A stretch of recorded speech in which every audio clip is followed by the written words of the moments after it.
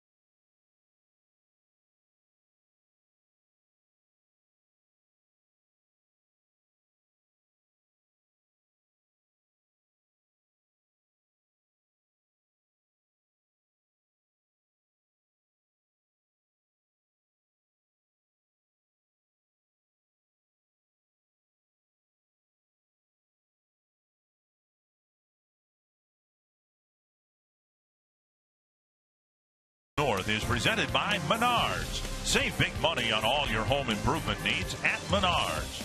And by Dodge. See your authorized Dodge dealer and experience a world of performance, design, and fuel efficiency. Go to Dodge.com and check out our powerful lineup. Gorgeous night for baseball here at Target Field. Twins hoping to win a one-run ball game. They've lost a couple of tough ones to the Angels. Dick Bramer along with Burt Blyleven as the Twins hope to get another well-pitched game from Phil Hughes. Something has happened to Phil Hughes. He was struggling in the month of July, but long about the time the Twins offense produced more runs, he was pitching well again. Well, I'll tell you what, Phil Hughes is having a fantastic year. 15 wins. He's got a chance to be the first American League pitcher here tonight to win 16 ball games. And over his last 6 starts, to see the earned run average, 5-1 in 43 innings. Divide that into 6, you have almost 7 innings of start. My goodness, 39 strikeouts, only 2 walks. And that's what Phil Hughes has been all about all season long, attacking the strike zone. We'll see about 80% of his pitches in the strike zone. If you needed any more evidence about the shortage of pitching in Major League Baseball, take a look at the Angels. They're the team with the best record in the major leagues. It's September, and they're going to use tonight's game to get as many relief pitchers as they can need into the ball game to try to win. Well, they had to do the same thing last Saturday. Corey Rasmus started in that ball game, and the bullpen combined between Corey Rasmus and 7 other relievers shut down the Oakland A's in a 2-0 Angels win. Hopefully that won't happen here today, but one thing about this time of the year, you're looking for guys to go deep into the ball game, and the Angels have had a tough time finding that 5th starter. Well, the Twins hope to pick up their first win this year against the Angels. They lost all 3 games in Anaheim and a couple of tough losses here at home. We'll see what happens here tonight. Phil Hughes gets the ball for the Twins, hoping to become the American League's first 16-game winner.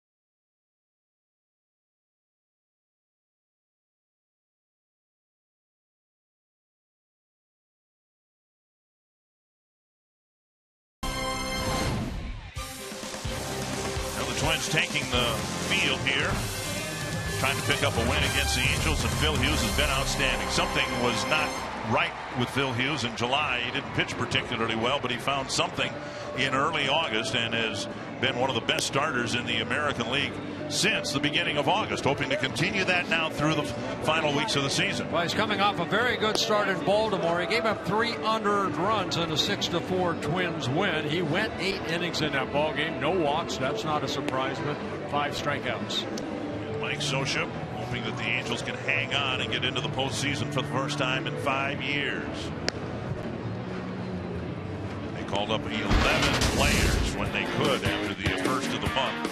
And so they have a full dugout and a full clubhouse. The the Menards batting order for the Angels. Cole Calhoun, followed by Mike Trout, Albert Pujols, Howie Kendrick. Eric Ivar has been very good at the plate and in the field for the Angels this year. David Freese, Chris Iannetta, Brennan Bosch, and C.J. Cron. And it will be Phil Hughes on the mound, making his 29th start. This is his first start against the Angels this year. He did not pitch in that 3-game series. And the Twins, one thing that the Twins, you can see on 4 days rest, his record. And when he takes the mound, the Twins are 18-10. And I think there's a different vibe in the clubhouse with the guys that play every day. When you see that Phil Hughes is out there, you know he's going to work quick. You know he's going to throw strikes. And if you get him 3, 4, 5 runs, you're going to win a ball game. Talked a little bit about that during his start in Baltimore. There's a definite attitude change or a vibe that you get. Everybody feels good about their chances of winning tonight. So we'll see what happens against the best team in baseball. Cole Calhoun had a great game last night, and he takes, of course, strike one from Phil Hughes. Calhoun, Trout, and Pujols in the Angels first. Yeah, good night at the plate, like you mentioned. Calhoun last night, 3 hits, a triple in his first at bat, high off the wall in right field, a 2-run double in the 8th, and a single, and scored the go-ahead run in the 10th. Comes the second pitch from Phil Hughes into left field for a base hit. Twins out of the field, minus Jordan Schaefer in left, so Aaron Hicks is in left field, Danny Santana back in center field, and Oswaldo Arcia in right. What has been the standard infield alignment: Plouffe, Escobar, Dozier, Mauer, and Suzuki surrounding the mound. Yeah, Hughes will give up more hits to innings pitched, 193 hits and 181 innings pitched, but he's also able to get some double plays. 16 turned behind him this year. Down and away, ball 1 to Mike Trout.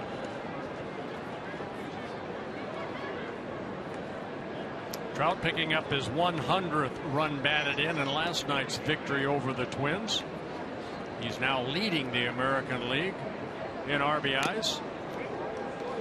93-mile-per-hour fastball gets a swing and a miss.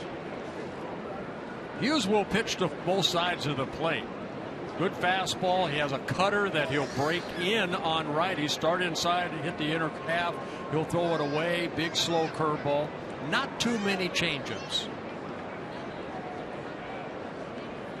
Swing and a miss again. You saw that Trout was a little tardy right there, so you almost as a pitcher say, I have to do this again. Just don't want to leave it middle in. Trout has struck out 156 times in 535 at bats. See how they go about it. Suzuki's sitting away. And see, he can't catch up to that fastball. Well, you know, we're starting an hour earlier than we normally do for a night game, and sometimes hitters have talked about the batter's eye at this time of the day. It kind of glistens a little bit. You can see it out there. It's not really black because the sun is shining right on it. And so if a pitcher wants to use that to his advantage, well, take advantage of it. 1 and 2. And a grounder foul. The Angels, of course, do that. Specifically, Jared Weaver in Anaheim. Hitters constantly complain, particularly left-handed hitters, that Weaver, who steps across his body and delivers from a low 3/4, the ball comes out of those fake rocks in left center field. Oh, I remember the old stadium in Baltimore. They had that big white house out there, and they said Jim Palmer got high enough where the ball would come out of the front door. And there's a breaking ball. Trout strikes out, 1 away. And it's a hard breaking ball too. Phil Hughes has 2 types of curveballs. He has the one that's a kind of a get me over strike, and then this one right here. Good hard break. And Trout, maybe he didn't see the ball in that at bat, but he did not have a very good swing at that. So Hughes picks up a strikeout. Albert Pujols has seen the ball very well against Phil Hughes. 5 at bats, 4 hits. And Pujols comes to the plate with a runner at first and 1 down. Lifted down the right field line, and a long run for Arcia, and it's back in the seats.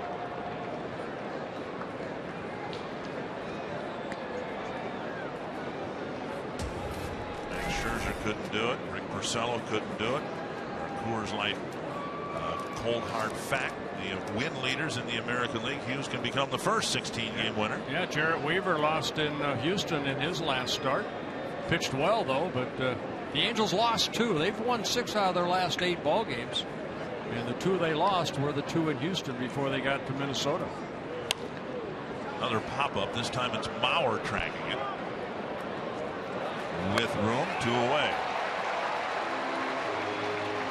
That'll bring up Howie Kendrick. Funny, isn't it, how at different times of the year teams look invincible.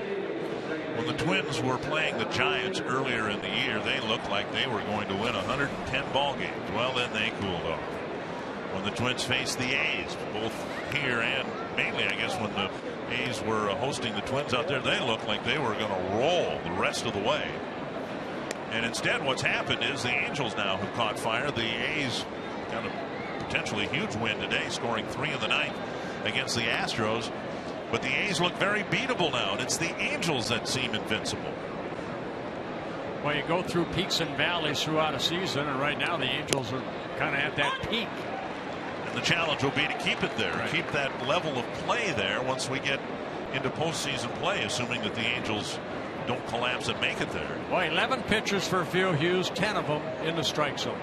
1 strike to Kendrick.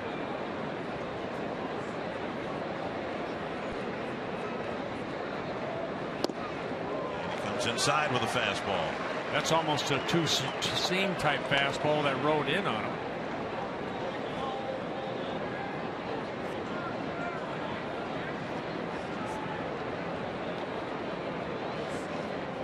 Phil Hughes, who grew up in Southern California right near Anaheim Stadium, has 3 wins against the Angels, 3 losses in his career, all as a New York Yankee. Flip foul. Making his 7th career start, his 10th appearance against the Angels.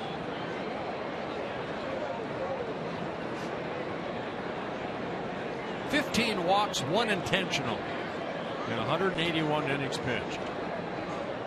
That is control.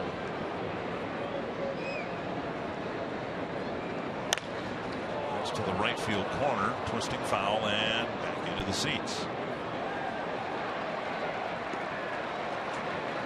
Ordinarily, you'd look at the high percentage of fastballs from Hughes and say, well, yeah, maybe he's realizing the visibility isn't real good, but that's what he always does. He throws, as you said, the majority of his pitches are fastballs, either the 2-seamer or the cutter or the 4-seamer. So we say fastball, but in essence with Hughes, we're talking about 3 different pitches, aren't we? 4-seamer, the 2-seamer, and the cutter. Right. Another 0-2 to Kendrick. That's to the right field corner. That might stay fair. It is fair. Running round second to third, Calhoun. They're going to wave him around. Dozier is going to hold on to the ball, and the Angels get a 2-out hit from Kendrick to score Calhoun from first and take the first lead of the game. It looked like Arcia had trouble getting that ball in. There's no way that Calhoun, I don't think, was going to be sent until Arcia had trouble getting that ball to his cutoff man, that being Brian Dozier. Ball slicing into the corner. Kendrick will be credited with a double, and a run batted in his 58th. But watch Arcia over here. The ball kind of ricochets around, and then right there, he's got to catch that ball, and the ball getting away from him. And that allowed Gary DeSarcina, the third base coach, to say keep going, and Calhoun scored. Sometimes those are the little things. We saw it last night with Ricky Nolasco. Calhoun hitting the ball off the wall and the ball bouncing over Arcia's head rather than him backpedaling to maybe hold him to a double. It ended up being a triple, and the Angels took an early 1-0 lead. 1 strike to Ibar. No bouncer to short. Escobar fires on the run, and Mauer puts the tag on after Ibar touches first base, at least according to John Tumpaine's original call. And here comes manager Ron Gardenhire, because Joe thought that he touched Ibar before he could put his foot on the bag. The first inning, a potential challenge here. Of course, it being so early, really got to be careful here, because if you do challenge and lose it, then you're done. Well, Escobar on the run, just throws the throw high. Joe Mauer goes down and then tags him on the hip. Ibar very quick down that line. Now watch Joe come down. Knows he's not near the bag. Ooh, I don't know. We're going to challenge it here. Let's see about the right leg. Now, did the right foot get on the bag before the left leg was tagged?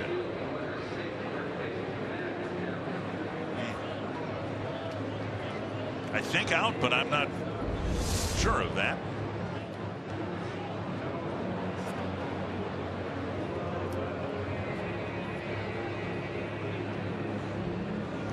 That was just a bang play. It'll be interesting to see what they call here.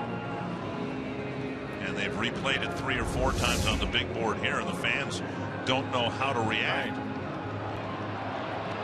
And now a replay angle that appears to suggest that Mauer got the left thigh before the right foot hit the bag.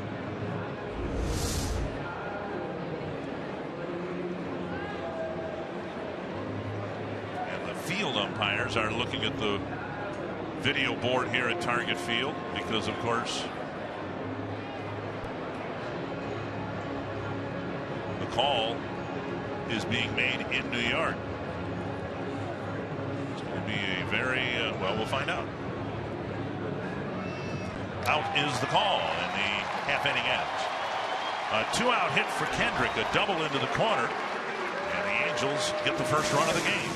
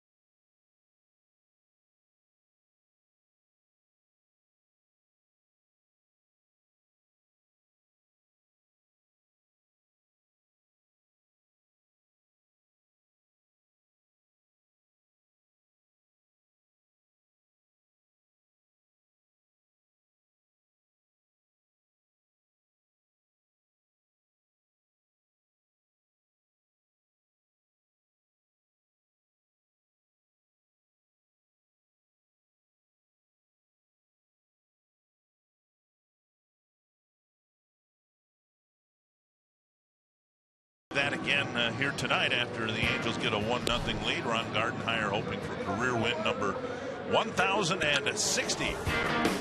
Menard's batting order: Danny Santana, followed by Brian Dozier, Joe Mauer, Kenny Vargas, Trevor Plouffe, Oswaldo Arcia, Kurt Suzuki, Eduardo Escobar, and Aaron Hicks.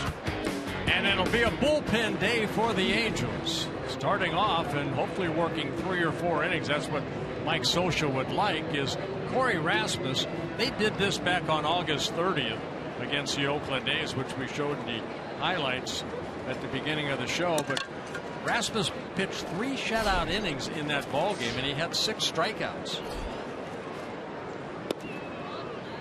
Basically, what he was told that night, and has been told again here tonight: just give us what you got. Don't try to conserve any energy or anything.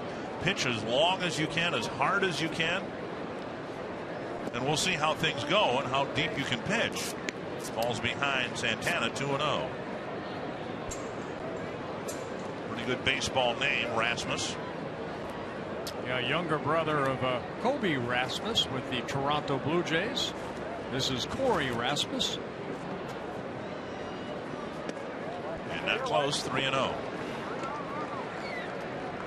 Corey Rasmus, 26 years old. This is his 4th stint up and down with the Angels. His 2nd start, his 26th game, only his 45th major league game, and his 2nd major league start. There's a strike, 3-1. Santana currently on a 7-game hitting streak and a 13-game hitting streak here at Target Field, where he's hitting .387, 24 hits in his last 62 plate appearances at bats here at Target Field. Full count now. And that's nice to see. I mean, he enjoys hitting here. He's had success here.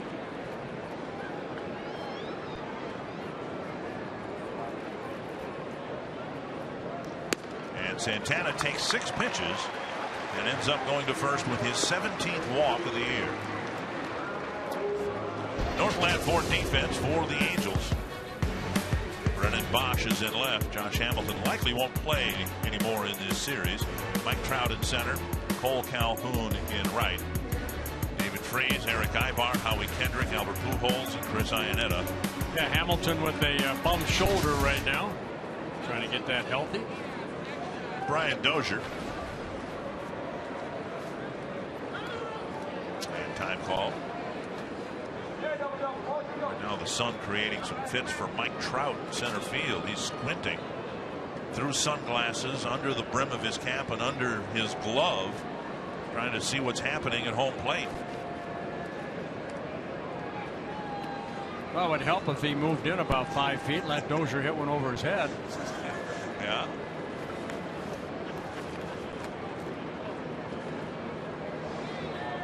And with the sun setting here in the early ball game, tough field to play, straightaway center. Wrapped to third, double play grounder. Freeze, Kendrick, the Pujols, and just like that, 2 gone. Let's go somewhere here on a beautiful night at Target Field to Marty Gellner. Well, Dick, because the Twins hitters are facing an unconventional start tonight by the Angels, I spoke to Twins hitting coach Tom Bernansky about the strategy. It's our Mall of America scouting report. And Bruno told me we're going to approach this guy as a relief pitcher, not a starter, meaning he has 1 or 2 pitches. He may have 1 or 2 spots that he's trying to hit. That's what we'll focus on. He said we don't have to worry about working the count, trying to chase him out of the game. And he also said we're just going to sit on the 1 pitch and see what we can do to cause some damage here. All right, thank you. Dozier bounces into a double play, and now Mauer taking strike 1.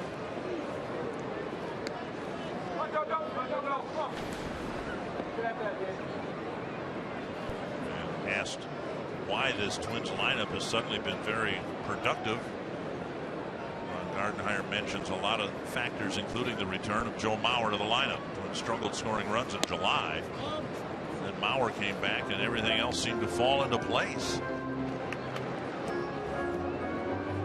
Joe swung the bat like we've seen him swing it in other years. That wasn't the case before he went on the disabled list. Now there's a legitimate cleanup hitter hitting behind him. Fouled back, 1-2.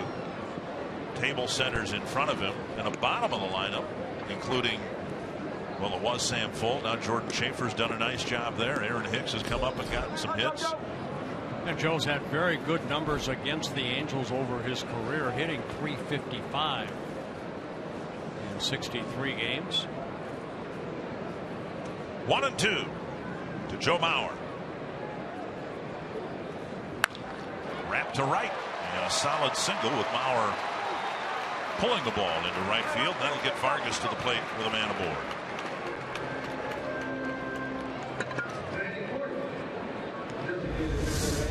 All inside, middle in, and Joe opening up quickly and lining it into right.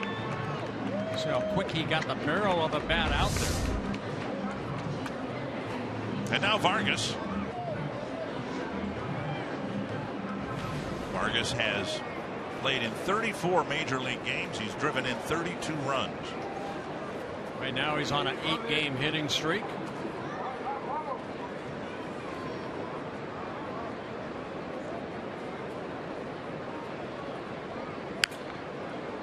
Flip foul over the Angel dugout, 1 strike.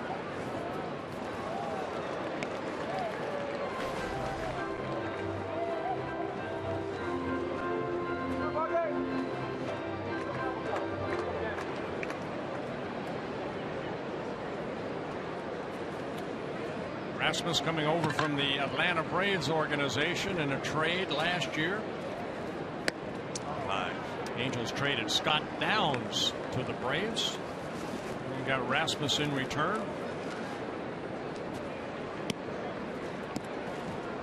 Twins are pretty happy about that, given the fact that coming into this year they'd never scored an earned run against Downs. They've done that a couple of times already this year. Yeah, Downs now currently with the Kansas City Royals. 1-1. Now 2-1. Royals losing today to the Mets 6-2. But the Tigers lost to the Giants 5-4. David Price gave up 4 first-inning runs, and the Tigers came back but couldn't complete the comeback. 2-1. Way out in front of the off-speed pitch. Twins have hit 111 home runs. The Angels have allowed 112. Scouting report on Rasmus, Corey Rasmus, fastball, curveball, slider, and a changeup. So he has all 4 pitches. Throws in the low 90s. Jam shot and a dribbler to second. Kendrick has it. And that wraps up the first inning with the Angels up 1-0.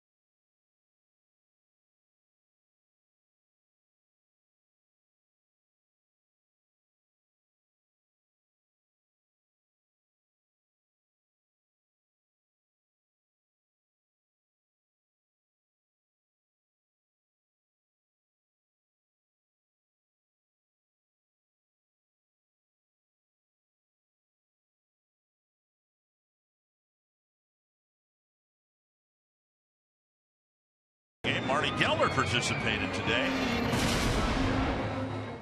Whoa, okay. I like it. I like this spot. Thank you. Oh. Go. Yeah. Yeah. Oh.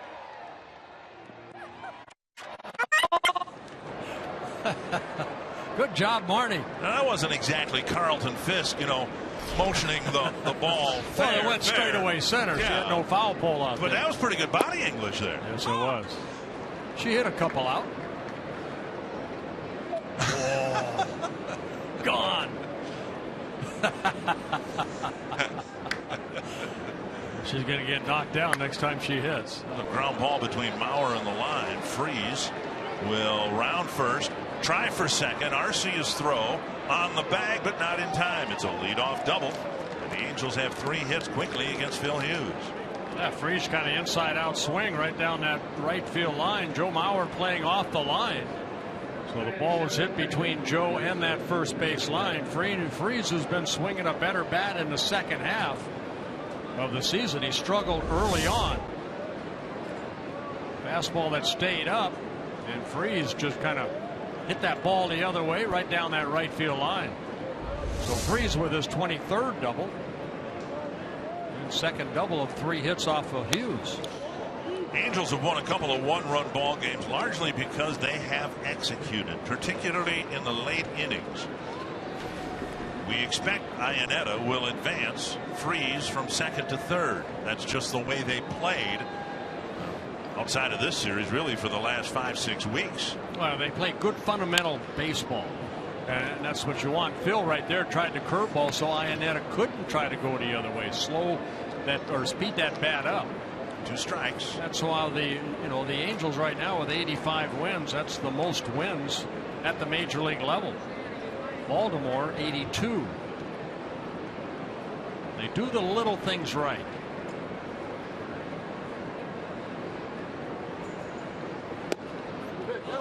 And around the hands. Yeah, that's that little cutter that he'll throw in on right-handers and to try to clip that corner.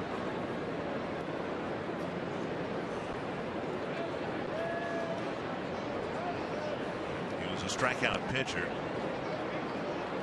Trying to get Iannetta here in the second inning.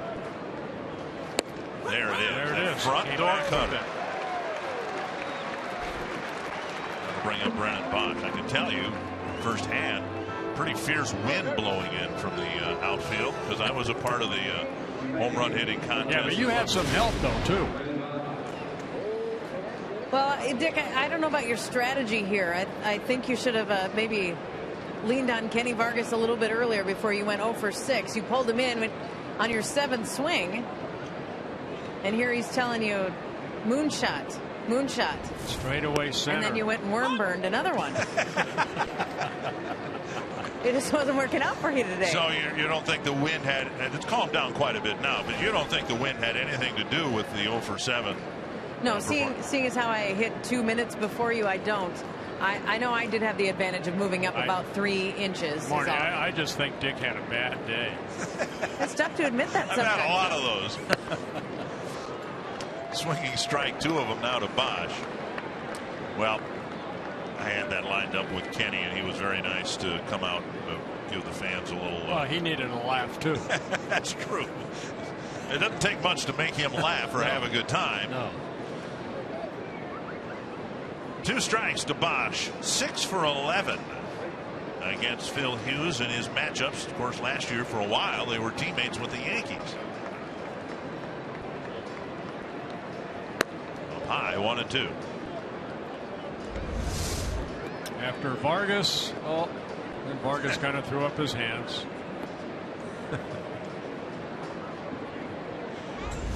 He tried. He did what he could.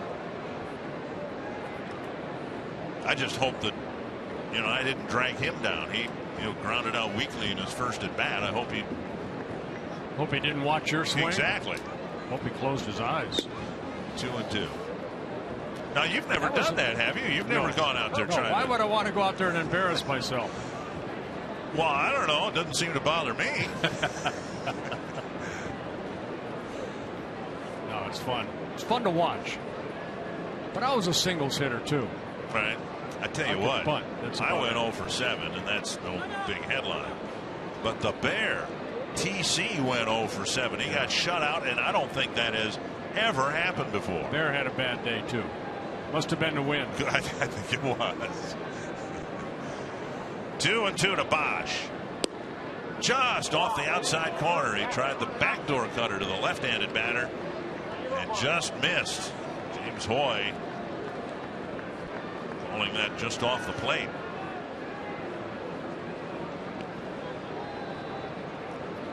Told Fox Tracks had it outside.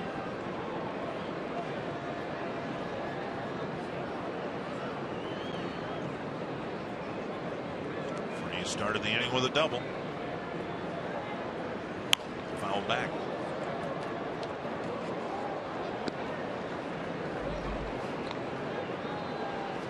Bosch signing with the Angels as a free agent over the winter. Spent most of the time down in AAA. This is his 3rd stint with the Angels this year. Not a lot of at-bats for the Angels. Only his 16th game. He has this is his 38th at-bat. To the left, hanging in the air for Hicks. 2 down. That'll bring up C.J. Crone. But first, there's plenty of fall baseball left here at Target Field. Suites are available for single game rental for groups of 16 to 96. Choose from Premier Suites, the flexible event suites, or the very spacious Skyline Suites. Make coming to a Twins game an extra special experience by renting a private suite for an upcoming September game. Find out more. Visit twinsbaseball.com or call 833-TWINS. So far, so good for Phil Hughes, trying to strand Freese at second base. Designated hitter, the number 9 batter, C.J. Crone. Christopher John Crone started the season with the Angels, then up and down a couple times. Recalled on September 2nd, 4 days ago from AAA, where he hit .316, 7 home runs in 49 games. Big guy, 6'4", about 230. And he singles to center. Another big 2-out hit. Freese around third. Santana's throw. Not in time. Suzuki tried to apply a tag. And the Angels get another 2-out hit to produce a run. It's 2-0. That looked like a breaking ball just hung up, and Crone picking up his 30th RBI. Scoring Freese from second base. Breaking ball just kind of stayed right there, right up the middle. Good job by Santana charging the ball. The throw just up the line. If it's near home plate, it might have been a lot closer. So Suzuki goes out to get it and then try to tag him all at once. And the ball just slipping out of the glove. What you saw there was something you would not have seen perhaps a year ago. Suzuki had to leave a sliding lane for Freese. He had to make that play in front of the baseline and then catch the ball and try to sweep tag as the runner was already going behind him, where in past years the catcher could have fielded the ball in foul ground if he wanted to, and then of course he had the possible collision. One strike to Calhoun. Fly ball to right. Garcia drops in, makes the catch. That's the end of the top of the second inning, and the Angels get another run. It's 2-0.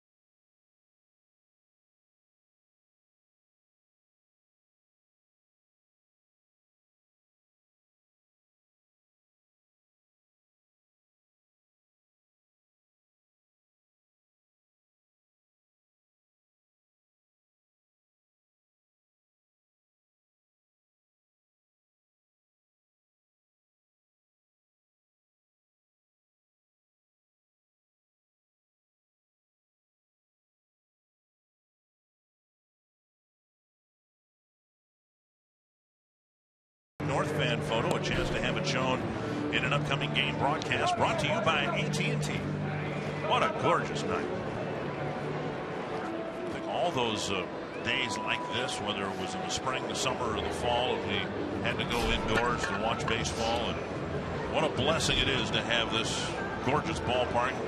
Angels, of course, in their touring party, members of the media and all that, they rave.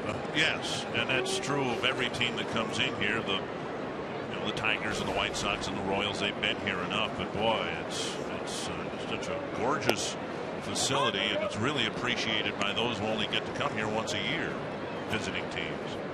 Well, last night's ball game, 4 times the Twins came back and tied the game, and in the 9th inning, Trevor Plouffe hitting that 2-run double that tied the game at 6 apiece. So a lot of battle out of the Twins offense last night, kept fighting back, and finally Angels put a run aboard in the 10th, and they were unable to tie or go ahead in the bottom of the 10th. But just off the corner. For Trevor Plouffe, that was his 40th double of the year last night. 4 behind Miguel Cabrera for the American League lead.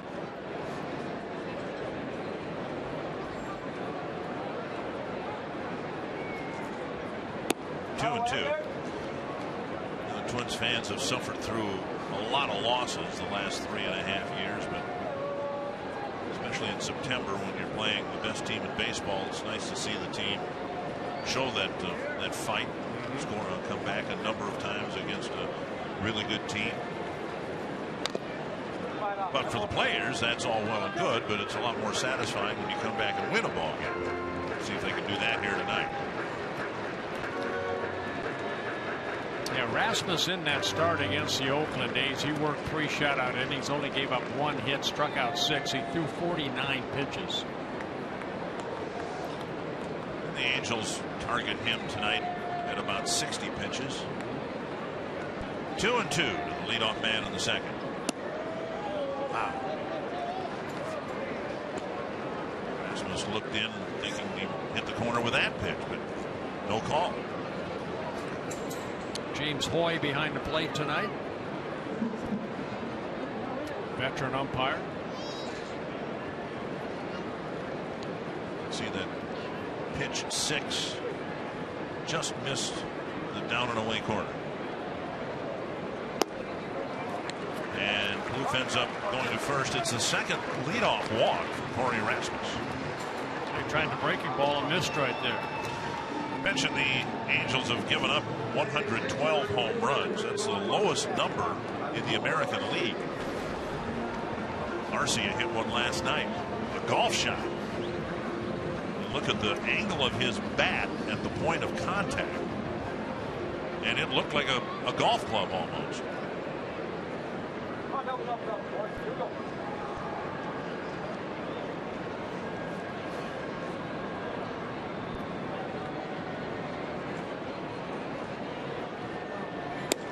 There's a strike on the outside corner. Hitting coaches talk about trying to keep the bat in the hitting zone and swinging with a level plane. And then you watch a home run like Arcia hit yesterday, you realize sometimes a guy just goes up there hacking and happens to crush the ball. 1 strike. Sharp ground ball rolling away from Kendrick, and he backflips it, and Pujols with the catch at first. 1 down. A nice play by Kendrick at second base. They had to shift on. He was kind of playing in that hole between normally where a first baseman would play deep. Diving for the ball, knocking it down as it hits the heel of his glove, but picks it up, bare hands, and then a little backflip to get the out at first. And Plouffe moves into scoring position. For Kurt Suzuki.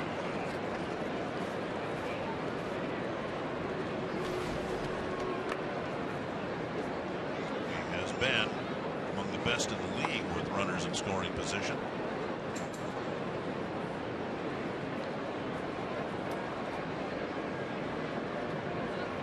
Inside, ball 1. Angels are carrying a catcher, veteran backup catcher John Buck. And when the Twins were looking for a veteran catcher, they looked first to A.J. Pierzynski. Was released by the Red Sox, picked up by the Cardinals. John Buck was signed and released by the Mariners, picked up by the Angels. Finally, the guy the Twins settled on not only has played well, but the Twins have signed him to a 2-year extension. And he made the All-Star team. There's John Buck. Both the other options the Twins were considering at the time have been released by their teams. 2-0. Suzuki takes ball 3 with Escobar hitting next. The guy they ended up signing is going to be around for a while. Yeah, signed a 2-year extension on July 31st with a vesting option for 2017.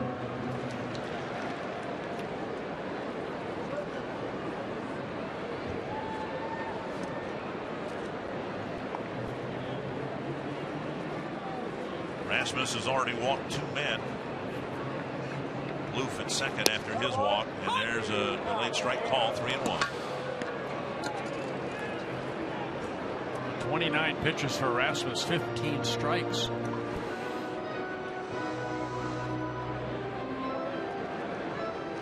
Each of the Angel runs delivered with a 2-out base hit, a double and a single.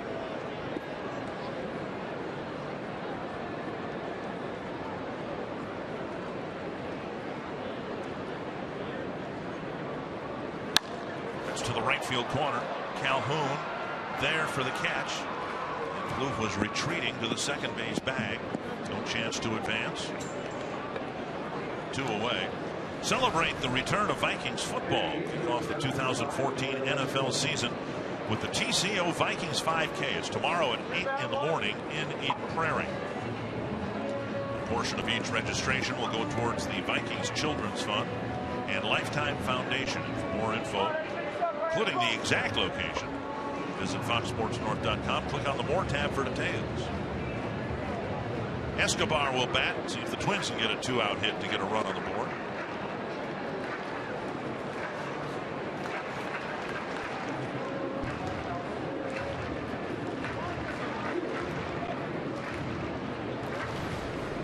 Escobar back at short. Andy Santana was there last night.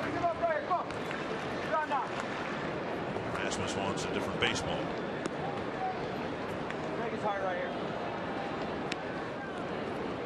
When you asked for a different baseball, what flaw did you find that you didn't want to have to deal with? It's just sometimes the baseballs are a little bit bigger, believe it or not, in your hand than the normal baseball that you get. But this one, I think, that ball he sent back into the home plate umpire is the one that Calhoun caught. Might have been scuffed or something, you know. So why would you want to? Here's a drive to right field, headed to the corner. It is deep and gone. Escobar with a 2-run home run to tie the game. Well, he probably wishes he had the other ball back. Escobar with his 5th home run of the year, his 2nd as a left-handed hitter. Those things don't last very long. That ball was used for 1 pitch. Oh, yeah, I haven't had many of those in my hand. Fastball down. We're talking about Arcia golfing the ball out, and that's where lefties like it. They like it down and in, so they can do exactly that. Pull the ball and hopefully into the corner with some distance. And Escobar ties the game at 2 apiece. Base is empty in a tie game. Here's Aaron Hicks. Inside, nearly hit him. 1-0.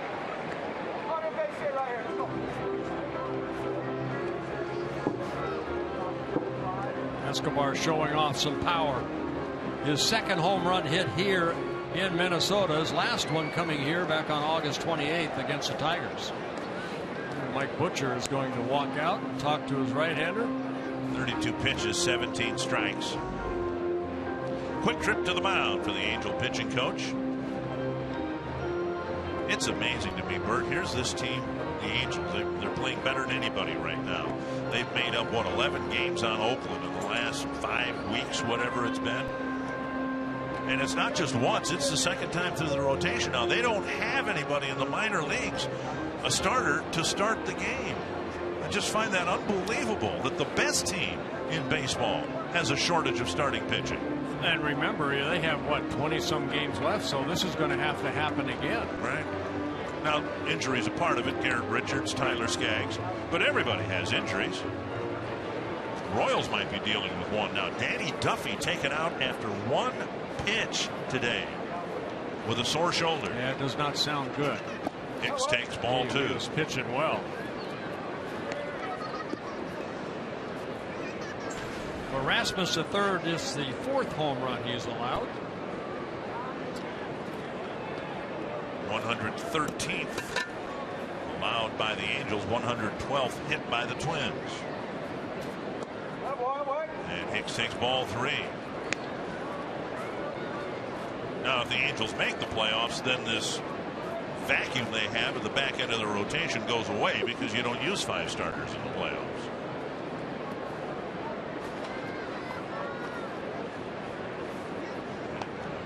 Chris Parmelee is in the on-deck circle. It's Danny Santana's spot. Something must have happened to Santana.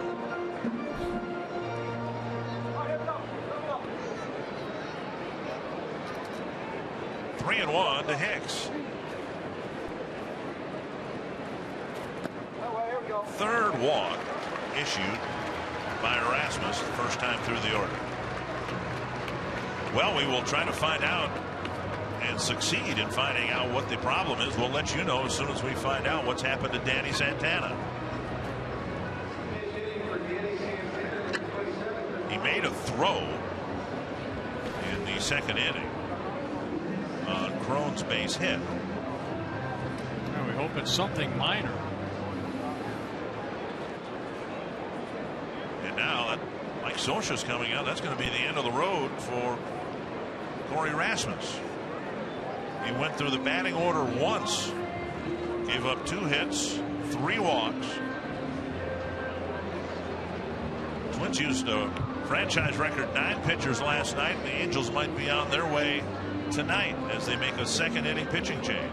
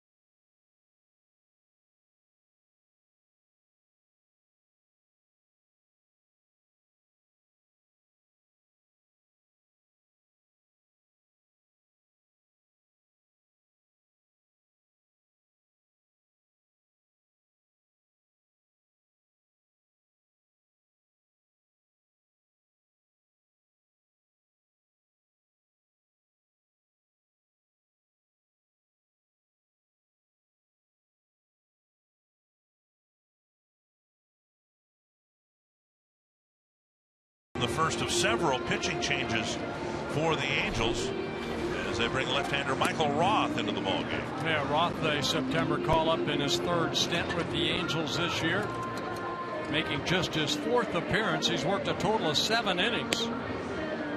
He's walked 4, struck out 5, 2 intentional walks. He's given up 8 hits. Roth, 24 years old, came up a little bit last year with the Angels.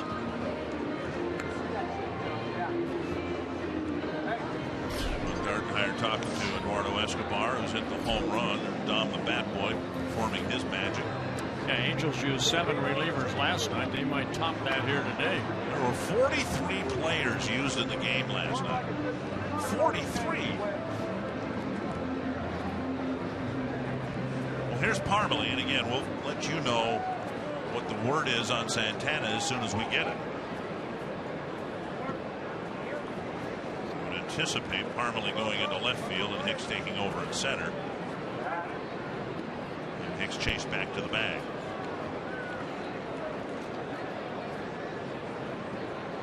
Roth not overpowering stuff. A sinking fastball, slider, big slow curveball, and a changeup.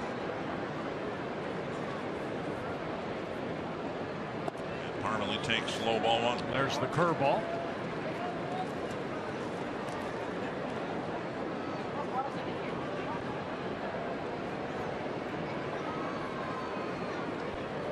A starter in the minor leagues, just a relief pitcher so far in the big leagues.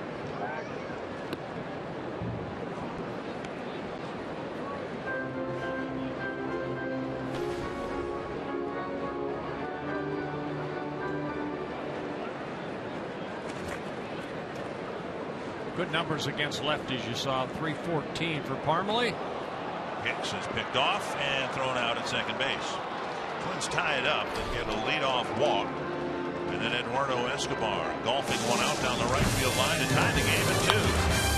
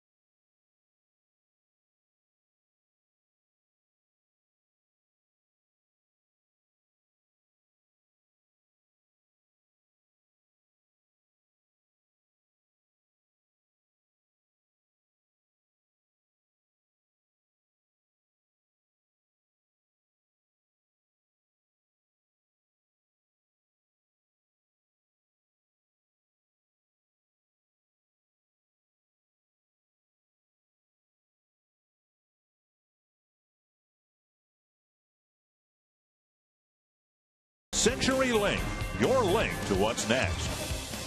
Northland Ford. Visit northlandford.com and your local Northland Ford dealer today. And by Grand Casino. The best stories start here.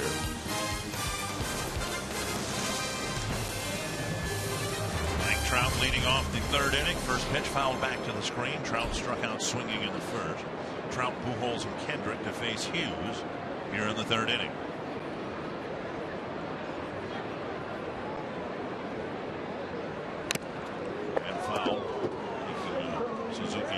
Off, 2 strikes. Chris Parmalee does stay in the game and take over on left with Aaron Hicks moving to center field. Lost to Jordan Schaefer in the ball game yesterday. Talk more about that in just a little bit.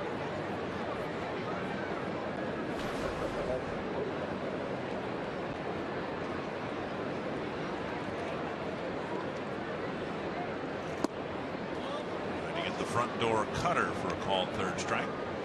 Missed inside 1 and 2.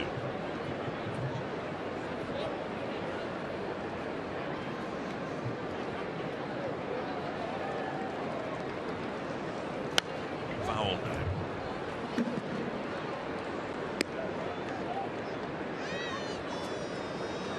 Carsoup.com trivia: who is the youngest player to win a league MVP award?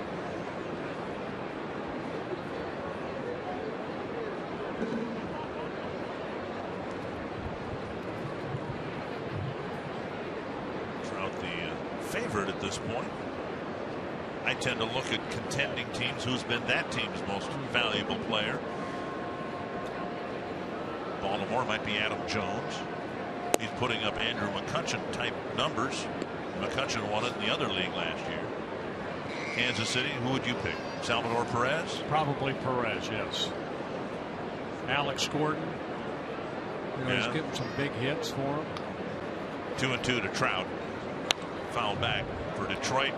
Well, probably this year they'd say Victor Martinez more than Miguel Cabrera. Right. I don't know who you pick from Cleveland.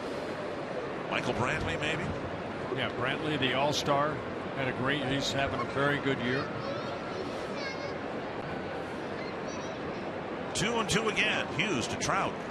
Popped up behind first. Mauer tracking it across the line. One away. I told you Jordan Schaefer made a great catch last night but couldn't complete the ball game. For more on that, let's go to Marty Kellner. And Dick, before this homestand started, the Twins got new padding all across the outfield, and this is a little sample of what it looks like. And the big thing is this foam here. This is a few inches thicker than the foam they had before, and it's better foam. There's also this little membrane that you probably can't see, but it's some new technology that's designed to sort of spread out an impact and prevent injuries as best as possible. And Jordan Schaefer hit the wall last night. Today he has bruised ribs. He does not have broken ribs. We of course have no way of knowing if it prevented that, but the Twins are doing whatever they can with this new padding all around the wall and any kind of new technology that's available. This is the only field in Major League Baseball so far that has this type of foam with this little membrane. That's the way it's described to me. But anyway, Twins are just doing the best they can to help minimize the injuries against that wall. Schaefer going back, making a great catch with his right arm extended, and that exposed his right rib cage. And he was holding his arm like that because that's what he said was the most comfortable position. It was the discomfort wasn't in the left arm at all, but it was in the right rib cage. And you can see the padding that Marnie's talking about, where it goes and all the way around the field. Very, very nice. Everybody do that. High and deep to left. Pujols lifts one back. Parmalee to the wall, and it's gone. A home run for Albert Pujols, who is now 6 for 7 in his career against Phil Hughes. Home run number 25 on the year for Pujols. And in his career, number 517.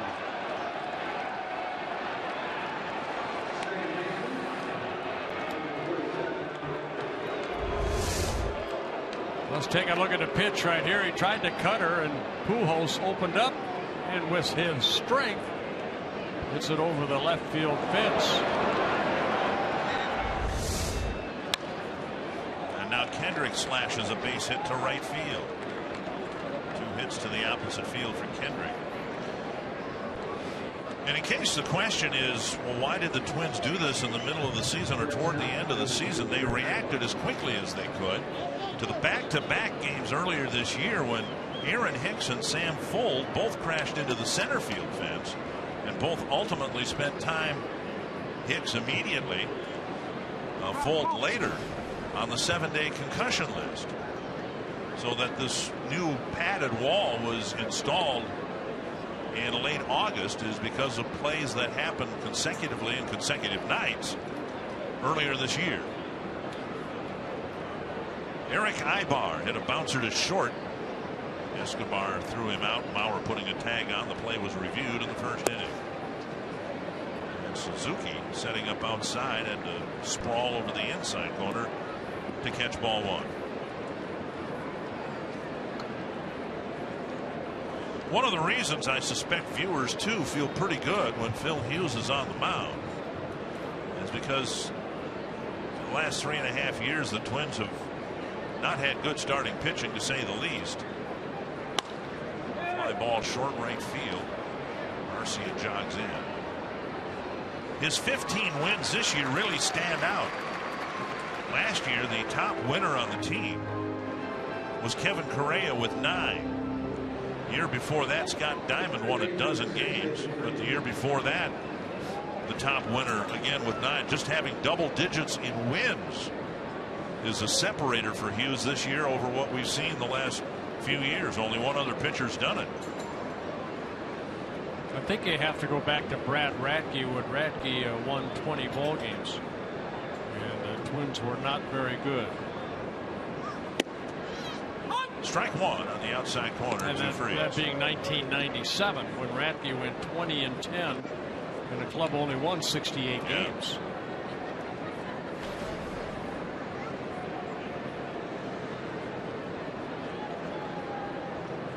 So Hughes has been doing his part of being consistent.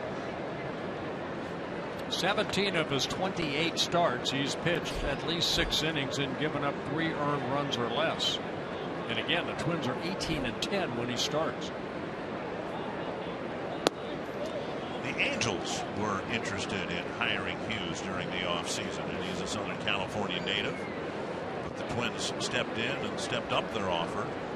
They eventually made an offer that was more attractive to Hughes than what the Angels were offering. He signed a 3-year contract worth about $24 million. $8 a year. 2-1 now to Freeze. Double and a run scored his last time up. Not as sharp tonight. He was in the first inning, but the second inning just kind of not hitting his spots yet. And yet you look a lot up, of pitches. 52 pitches, but 40 strikes. Right. 2-1. 3-1. Angels have scored a run in each inning. Santana has left the game with lower back strain. A left lower back strain. Suffered it on the throw home. So it sounds like that's good news. The ball lined past Escobar in the left field with the runner going, and Kendrick thinks about it. Parmalee throws behind him. Another hit. Third hit this inning against Phil Hughes. Here's the throw. Santana delivering a strong throw up the line just a little bit. Apparently did something to his left lower back. Yeah, he did a good job of charging this ball, set himself up to make a good throw.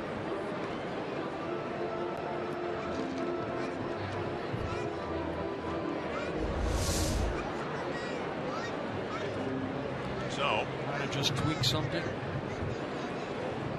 Better be safe than sorry. At least 2 hits in every inning against Phil Hughes. Yeah, 7 total. Looking for the final out here in the top of the 3rd inning. 3 of the hits have come with 2 outs. High ball, right center field. Garcia into the gap. Ends it. Pujols hitting a home run, his 25th of the year, and the Angels are back in front.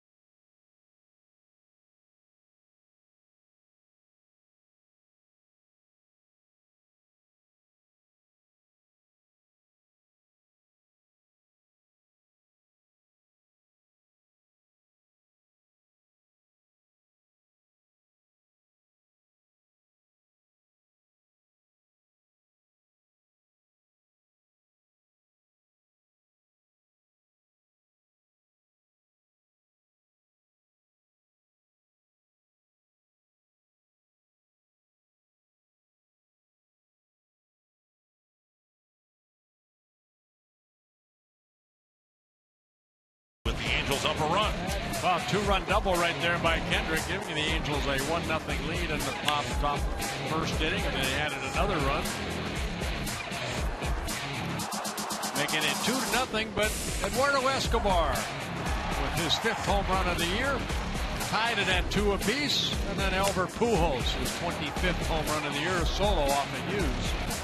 And the Angels have a 3-2 lead.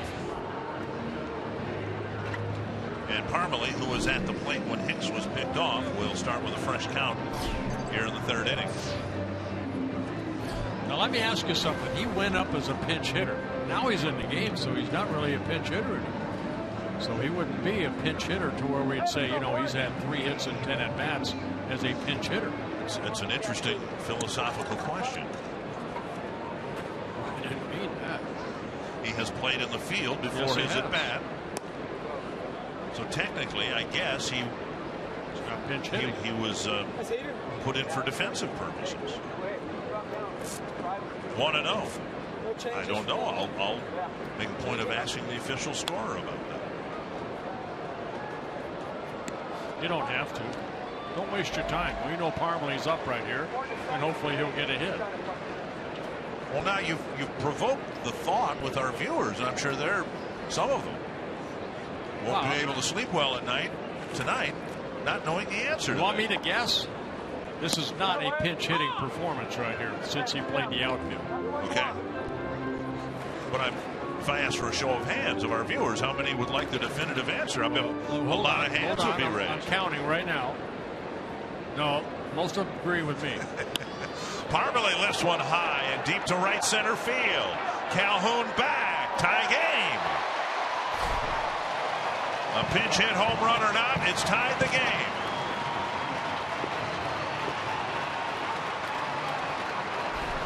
Well, he got that curveball, and it hung, and he hung it over the fence. For Chris Parmalee, his 7th home run hit. Big, slow curveball. Chris waded back nicely and hit it into the flower bed just over the right field wall. If it is ruled a pinch hit home run, it would be the Twins' first this year. Up and away. Ball 1 to Brian Dozier. Hit into a double play in the first inning.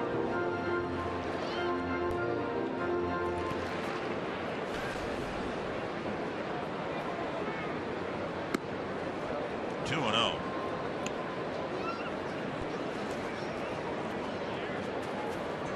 We saw a different version of this, I guess, when the Tigers were here for a 4-game series. Their rotation has a lot of marquee names in it. But when they came here for a 4-game series, they were essentially doing the same thing. They sent 2 young pitchers out there who had no business being out there. Yeah, Robbie Ray and Buck Farmer. I mean, they won't have great careers, but at this point, they're not ready for this. And the Twins ran up a couple of big scores and won a couple of ball games. 3-1 to Dozier.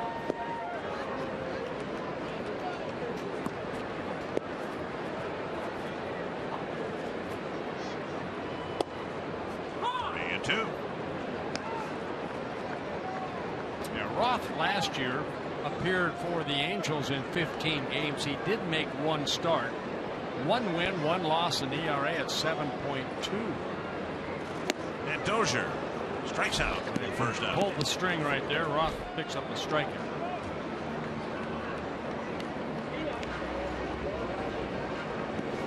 Almost like a little screwball that just kind of spun. Just out of the reach of Dozier. Lauer single to right. First inning against Corey Rasmus.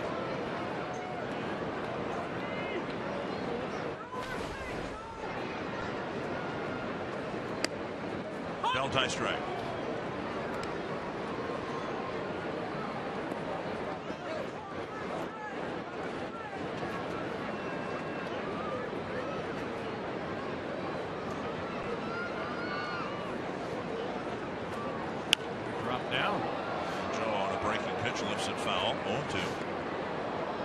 Roth, only 24 years old. He was the Angels' number 9 pick back in just really a couple of years ago. University of South Carolina. Not a lot of minor league appearances and starts.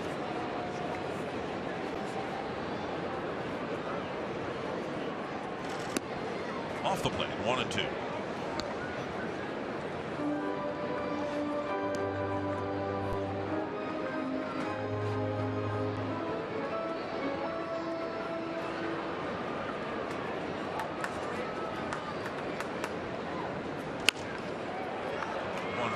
Shortstop Ivo.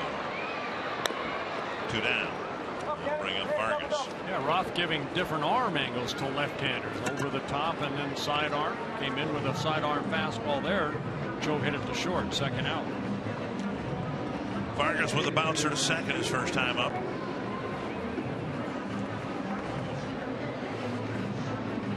Vargas now hitting as a right-handed hitter, where he's hitting .283. One of his 6 home runs as a right-handed hitter.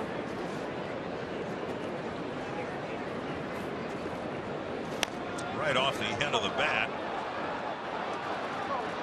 And that will retire Vargas. Twins tie it up on Chris Parmelee's home run, and the definitive word as to whether it was a pinch hit home run coming up right after this commercial break.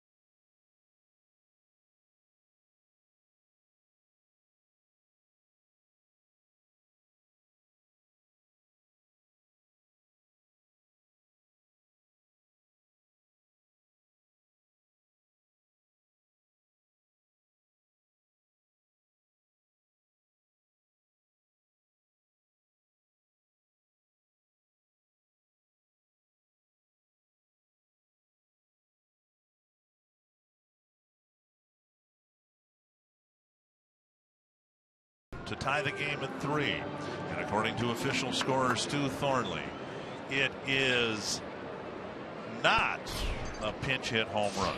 So everybody that I saw with their hands up, we were right. But now that so wait, they can put their hands down now. I know they're still at home with their hands up. That knowledge and an Advil PM will allow our viewers to get a good night's sleep tonight. Well, Phil Hughes has not been real sharp here. Usually he has 56 pitches now. Normally we see 56 pitches in the 5th and sometimes the 6th inning. So he's given up 7 hits. A lot of pitches thrown for Hughes. 0-2. Credit the Angel hitters. They've got some 2-out hits to produce some runs. 5 batters faced in the 1st inning, 5 batters faced in the 2nd, and 6 in the 3rd. When Phil's rolling, we saw him rolling in Baltimore, 3 or 4 at bats per inning, and we haven't seen that yet tonight. You know, we talked earlier about the Tigers losing to the Giants 5-4. David Price gave up 4 runs in the 1st inning. 4 runs in the 1st inning, and he pitched a complete game. He pitched 9 innings. He found something after that 1st inning and pitched very well after that. Well, that's what they say about good quality starters, is you have to get them early before they settle in and realize what's working, what's not working. Bosch pulls a grounder. 1 down. And Phil has been through that, so hopefully he's making the adjustment now. You can see the Tigers right now, if the season ended today, they would be out of the playoffs. The Royals also lost, and there's, I'm sure, a lot of concern regarding Danny Duffy, their brilliant left-handed starter who left after 1 pitch today. But in the wild card standings, Oakland and Seattle, if they don't catch the Angels, would be the wild card team. Yeah, Oakland looked like they were going to lose to Houston for the 2nd time, but they scored 3 runs in the bottom of the 9th to win that ball game in Oakland, 4-3. Swing and a miss by C.J. Cron, who drove in a run with a 2-out single in the 2nd. It was Cron's single that set up Santana for a throw home where he tweaked his left lower back. That's why Santana left the ball game. 0-2.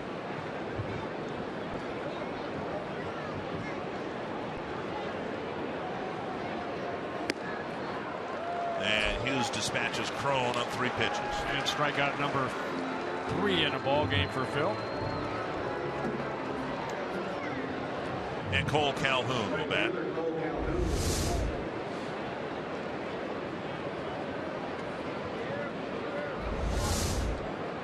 Calhoun singled, scored in the first, hit a fly ball to right to end the second.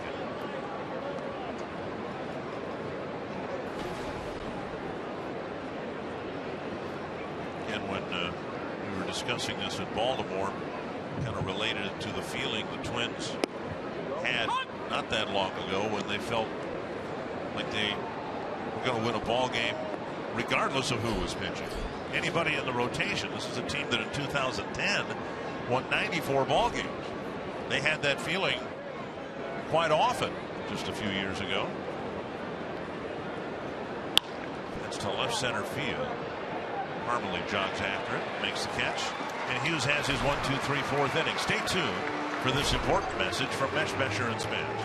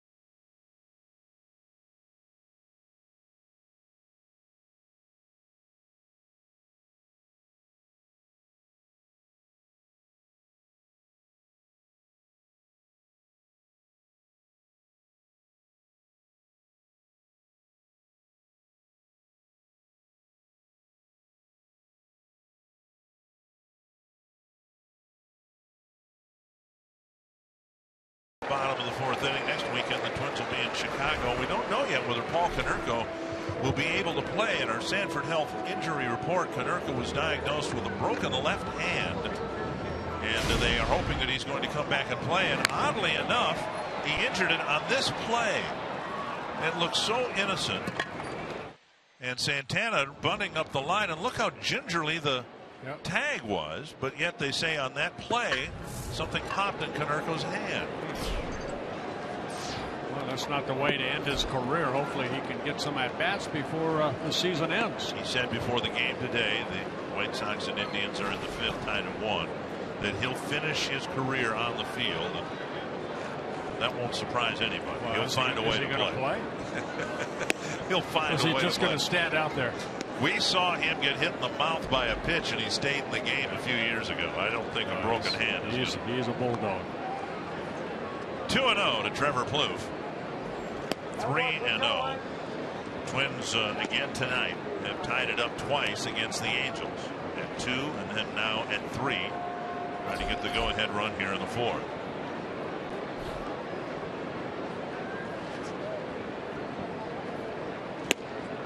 Three and 1.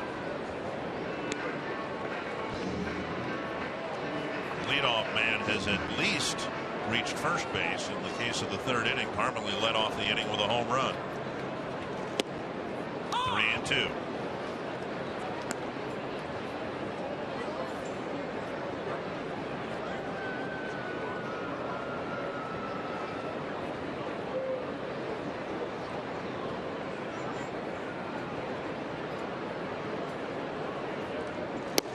Right down the middle. Plouffe takes 6 pitches. Yeah, Trevor definitely probably looking away, and the pitch inside. Roth picking up his second strikeout. Hey, coming up tomorrow, it's a special Kids Day here at the ballpark. Home games in September on Sunday. You can receive a special coupon offer from Crystal Farms. Kids 14 and under can get an autograph from a Twins player before the game and run the big league bases after the game. Courtesy of Gillette Children's Specialty Healthcare. Call 800-33-TWINS or visit twinsbaseball.com to get your tickets. You know what I want to check out on this? It's a generous offer from Crystal Farms. But I'm wondering, now this is Kids Day, right? You get a coupon offer. I'm guessing it's for ice cream, right? If it's for kids and not like cottage cheese. Well, let's hope not. No, I mean, the kids would want ice cream, right? Yes. Grown-ups want it too. Sour cream, that wouldn't be. 2 strikes to Arcia and a pitch up high.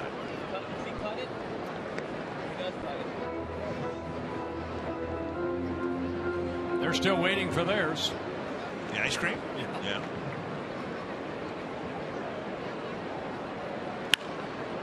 Pop foul on the left field line into the seats.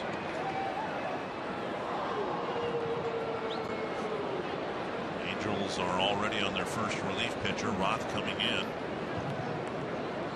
after Hicks's 2-out walk in the second, and then Roth eventually picked Hicks off to end the inning. Dropped down sidearm to strike out Arcia, 2 away. They did the same thing to Joe Mauer when he hit the ground ball to short. So Roth back-to-back strikeouts, 3 so far in the relief appearance. Kurt Suzuki lined out to right his first time up. Just a different angle, that breaking ball. Remember on Joe, he dropped down with the fastball in. There he dropped down and threw the breaking ball.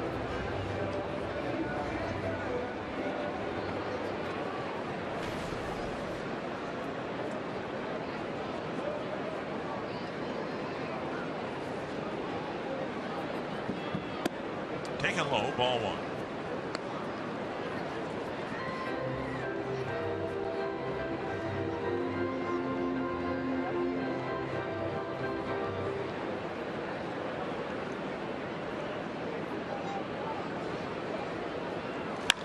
The middle, a rocket for a base hit. And Suzuki's aboard. Hit the ball hard twice tonight. And that'll bring up Escobar. That Twins get their 4th hit. Second single along with a couple home runs. And one of the home runs hit off the bat of Eduardo Escobar in the second inning.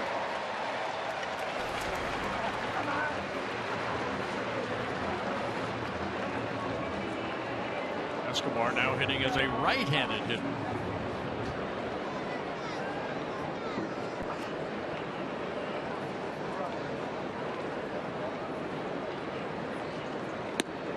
Strike on the outside corner.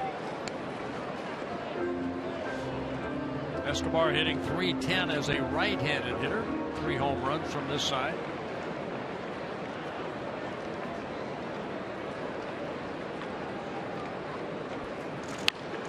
Hard and fair, right over the bag.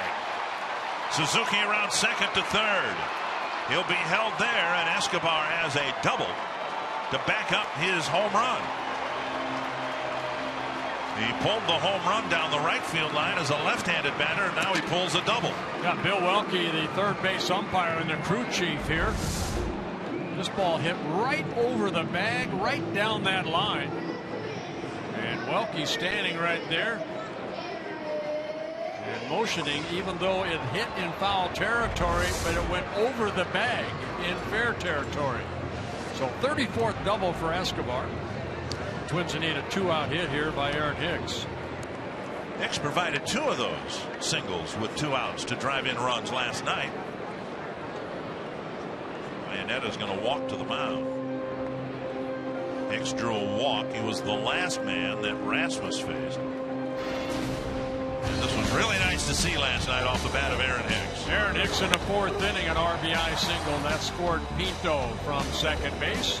And another RBI single, again scoring Pinto in the 6th inning. And Hicks saying afterwards. That gave the Twins at the time a 4-3 lead. Hicks saying afterwards he's got a different approach. He's just trying to hit the ball up the middle into the opposite field, which is, of course, exactly what the Twins have wanted him to do since the start of last year. Yeah, that trip with Iannetta out to the mound just to let whoever's in the bullpen, looks like they'll be coming in as Mike Scioscia walks slowly out to the mound. It's just a question, I think, of in what order are they going to come in. Half the relief staff is probably going to see action. Well, do they want to see Aaron Hicks as a right-handed hitter or a left-handed hitter? I guess we'll find out here. Well, they only have one other lefty out there. We'll see what happens.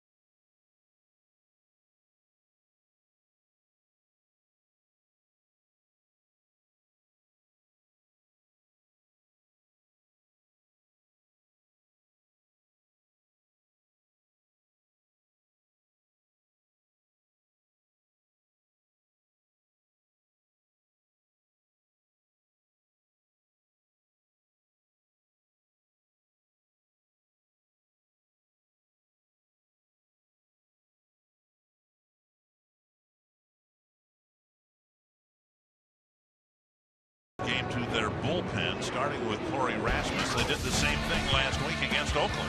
Yeah, back on August 30th, it was Rasmus that started the ball game, and then 7 relievers later shut out the Oakland A's on 3 hits with a total of 11 strikeouts, only a couple walks. So bullpen by committee again here tonight. Herrera, or Yoslan Herrera, I should say, coming into the game for the 12th time, and you look at his numbers on the year. Yeah, Herrera, he pitched in last night's ball game 2/3 of an inning. He gave up a hit and a walk through 16 pitches, 8 for strikes. He worked in the 7th inning. We had a 4.5-hour game last night, and at the rate we're going tonight, that's going to seem like one of our squeeze play games that we condense into a half-hour format, because this has just been a mess already from the Angel pitching perspective, and we're only in the 4th inning. They have, by my count, 10 relief pitchers, and we've already seen 2 of them. I have 11, but you know what the heck, what's one more or one less? So Hicks will hit as a left-handed batter.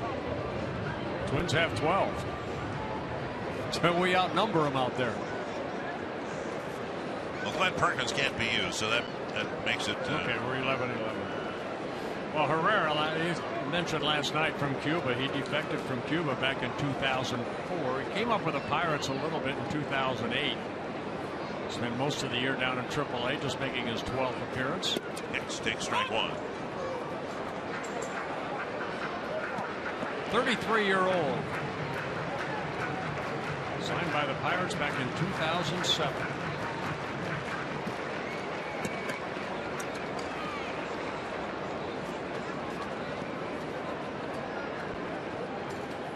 One strike to Aaron Hicks. A big swing and a big chopper foul. 1-2.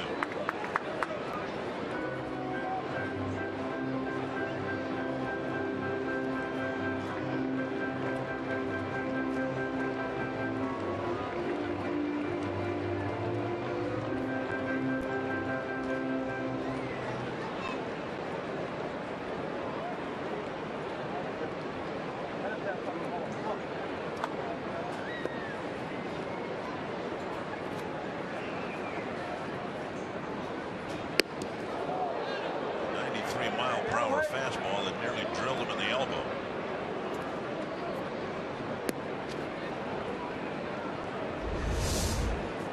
After a couple change-ups, they go inside, and Hicks getting out of the way.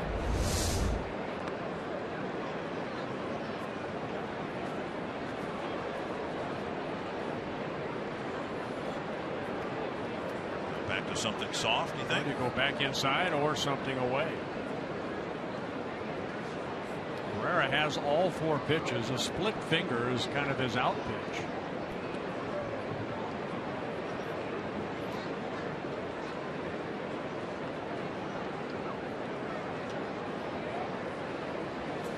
One and 2. There's it right there, and it was low. Take by Hicks.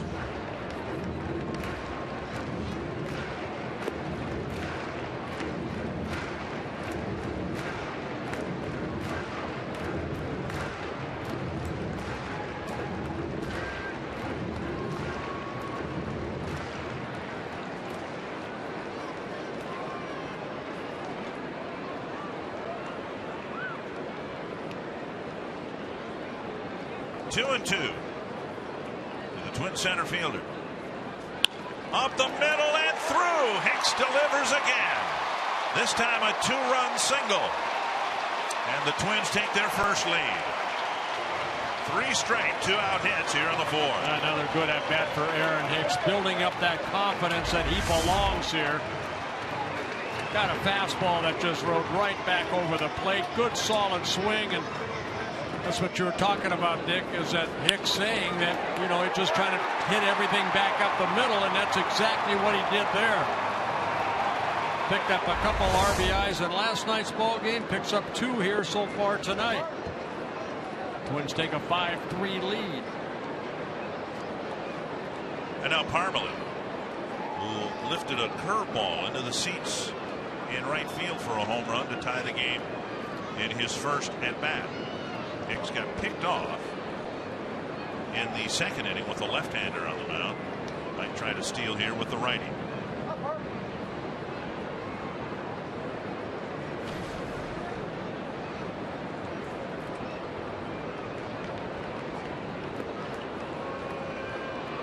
Couple throw-overs.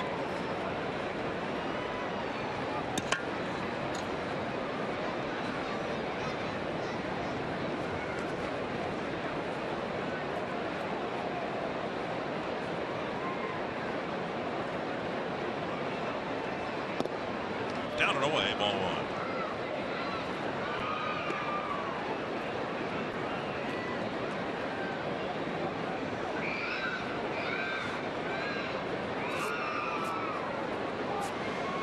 Herrera, once property of the Minnesota Twins back in 2010 in Rochester, made 6 starts, did not fare well.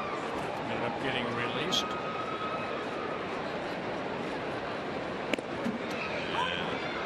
Taken first strike. In those 6 starts for Rochester, AAA affiliate for the Twins in 2010, he was 0-3 with an ERA at 6.08. The issue was there, Parmelee, after taking a called strike, had a brief conversation with James Hoy. See Chris complaining too much about strike calls. Maybe thinking that pitch was high.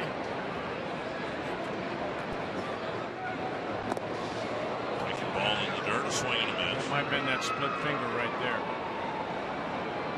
And more discussion. A little smile.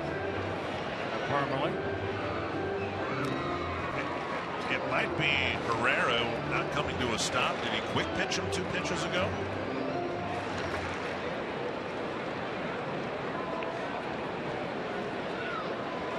One and 2. Already have 3 straight 2-out hits. There goes Hicks. And there will be no throw on a pitch down low, 2-2. Yeah, nothing much Iannetta could do on that. Another splitter that he catches it on the bounce. And just happy he got it in the glove. So Aaron Hicks steals his 3rd base of the year for the Twins in 4 attempts. And he gets into scoring position with 2 outs. The Angels did so well. They got leadoff hit off of Jared Burton in the 10th, and then stole a base, got into scoring position. Winning run scoring on a fly ball. Here it would take a hit to get Hicks in from second. Tap foul.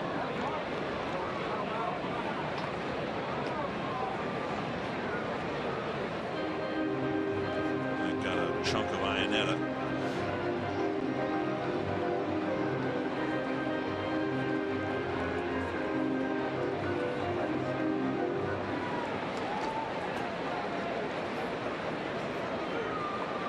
In there because Danny Santana left in the 3rd inning with tightness in his lower left back.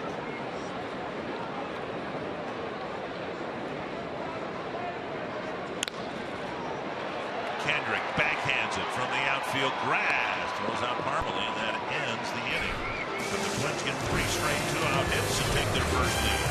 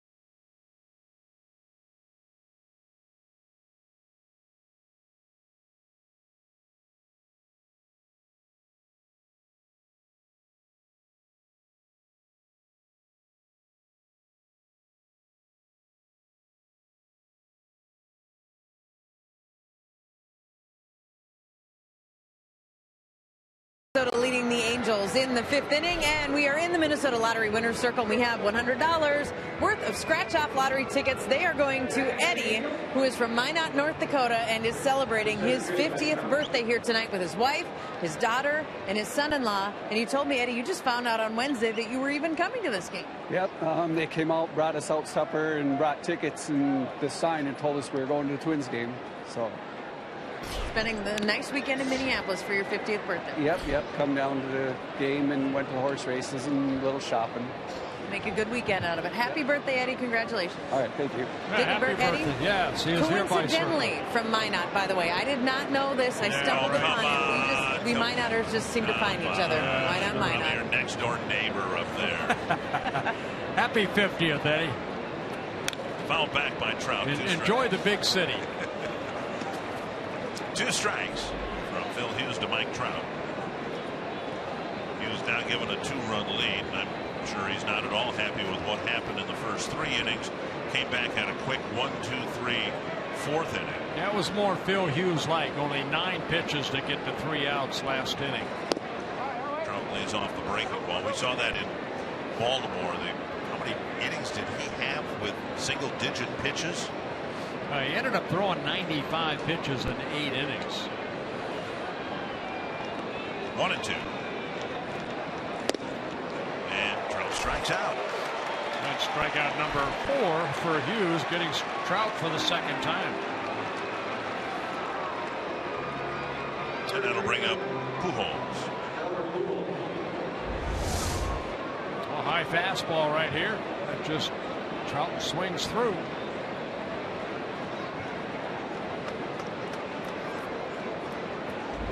Pujols with a foul out to Mauer in the 1st, and then he lifted a breaking ball into the seats and left. Strike 1.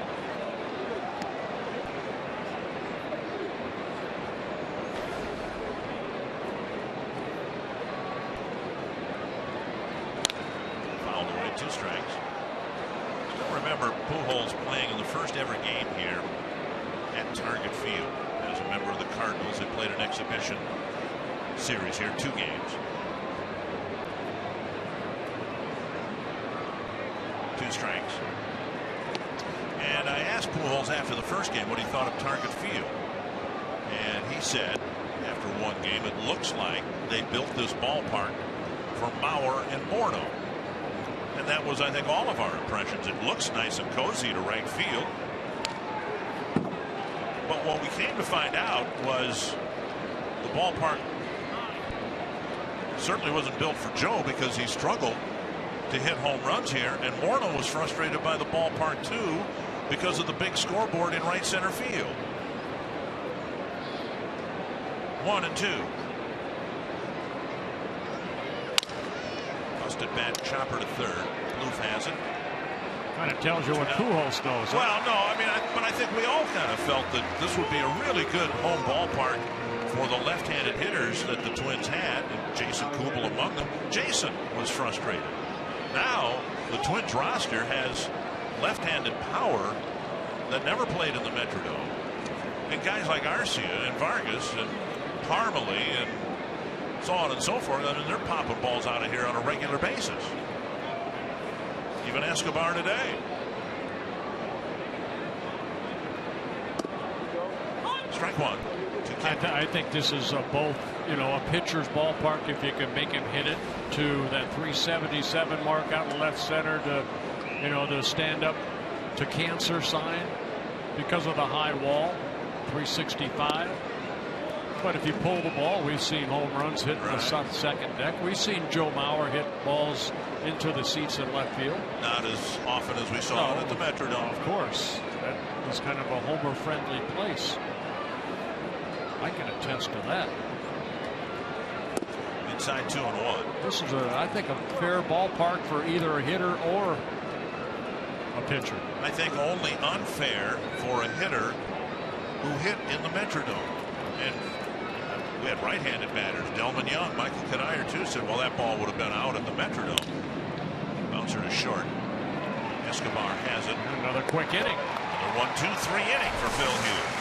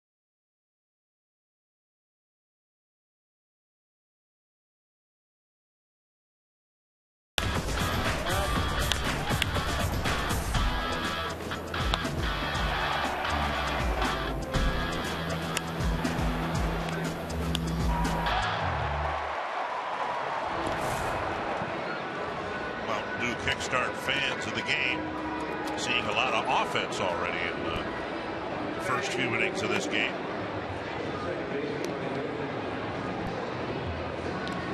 And the Twins will bat in the bottom of the 5th inning against yet another pitcher.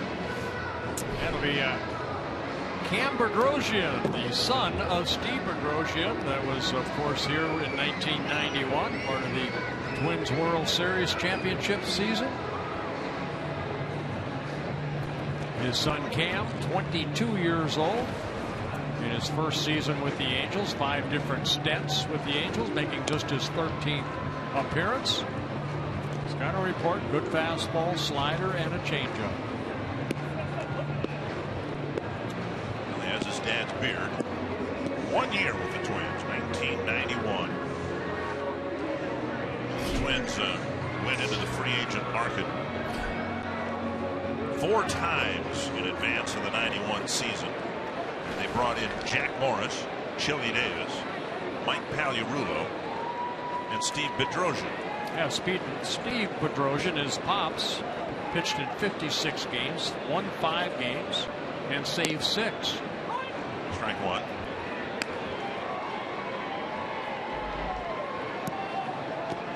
Dozier's hit ground ball double play in the first and went down swinging in the third.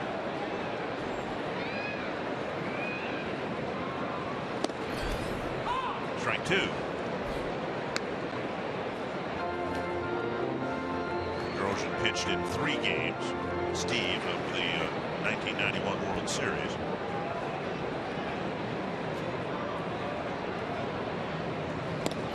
1-2.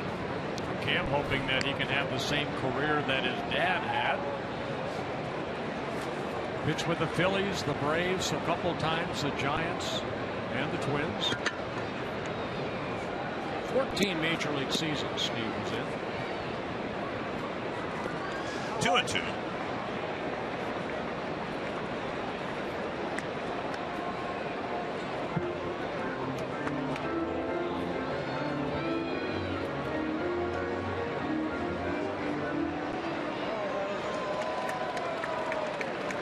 To Dozier. Popped up, back, and out of play. Cam Bedrosian, I mentioned, only 22 years old. He was the Angels' #1 pick, 29th overall in the 2010 draft.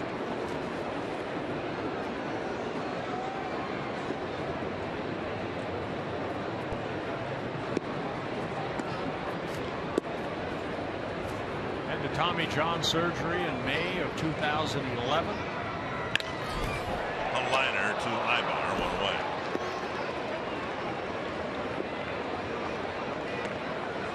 Students, now that the school year is underway, you can take advantage of Student Night presented by Rasmussen College. Standing room only tickets are just $5 for students on Wednesday home games in September. Student Night tickets are available day of game only at the Target Field box office. Limit 1 ticket per student with a valid student ID from any school in Twins territory. Mauer takes down and in, ball 1. Joe with a single to right into first. And a ground ball to Ibar in the third.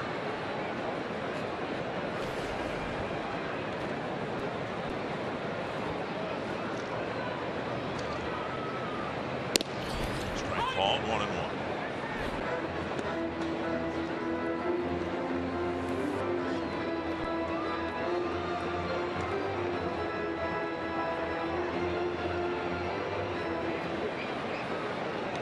Twins have scored in 3 straight innings against 3 different pitchers.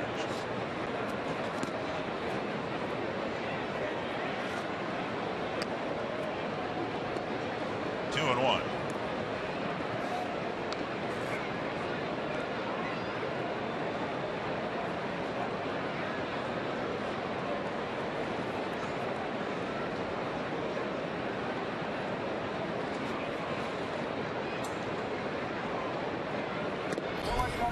And outside 3-1.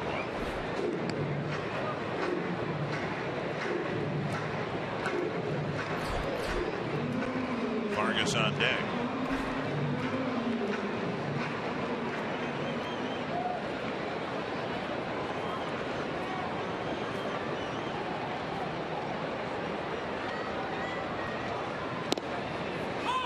Full count. ready to walk to first. Control has been a bit of an issue for Cam Bedrosian. 8 walks and now 13 innings pitched.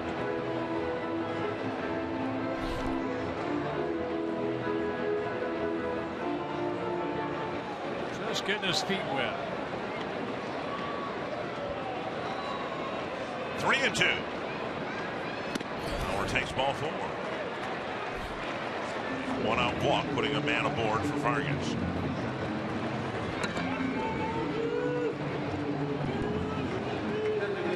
Vargas has hit a couple of weak ground balls to the right side. One to Kendrick in the first. Dribbler up the mound, fielded by the pitcher. And Roth threw him out in the third.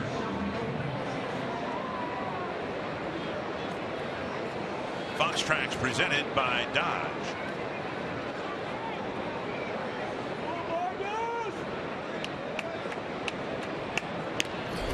Sliced foul, 1 strike.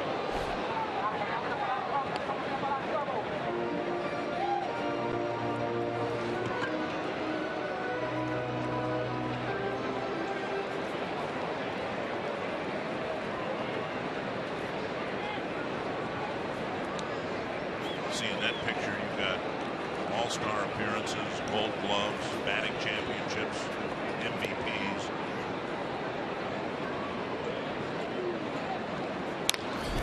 And Pujols fires to second. Safe at second, out at first.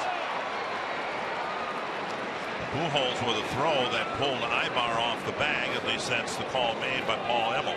That's a good call by the umpire right there. He's watching when that ball gets into the glove of Ibar. He had to go out a little bit to the outfield side to get this throw from Pujols. And that pulls him off the bag. But Ibar gets the out at first of Vargas.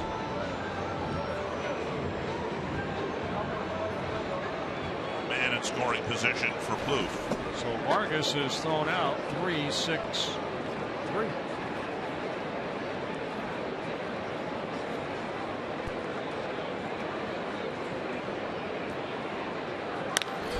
What we've seen. That's when you know you're slow if you hit a first. I'm going to look at that and say, how the heck did that happen? What we've seen from the Angels in the first 2 games of this series, and should come as no surprise, but they have capitalized on Twins' mistakes. Here in the 5th, an opportunity to capitalize on an Angel mistake that should have been an inning-ending double play and wasn't. Twins have a runner in scoring position. See if they can take advantage of that extra out you're given. 2 strikes now to Plouffe. Trevor's just kind of guessing wrong right here. He struck out in his last at bat when he was ahead in the count 3-0 and took 3 fastballs.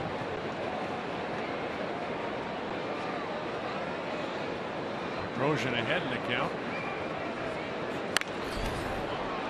And a fastball lifted foul.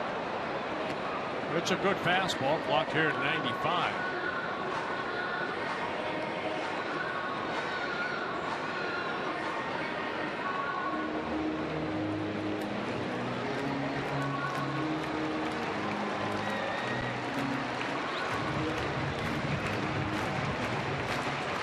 Two-out hit from Aaron Hicks in the 4th inning to drive in a couple of runs.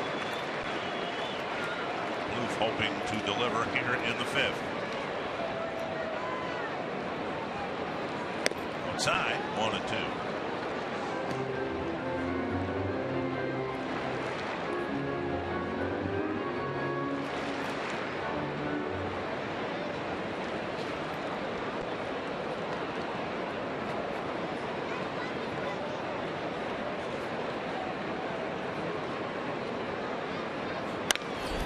Another foul, another mid-90s fastball.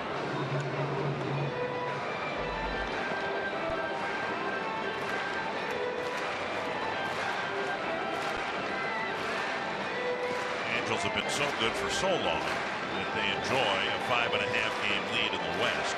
Oakland scoring 3 in the bottom of the 9th to win this afternoon over Houston.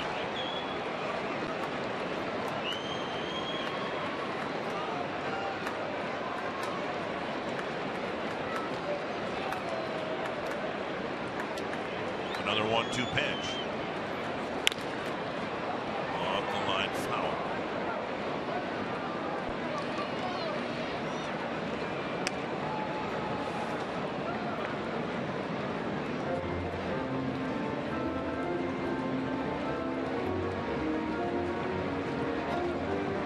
Trevor with 40 doubles, the Twins record in doubles. Back in 2008, Justin Morneau hit 47 doubles. 2008 season.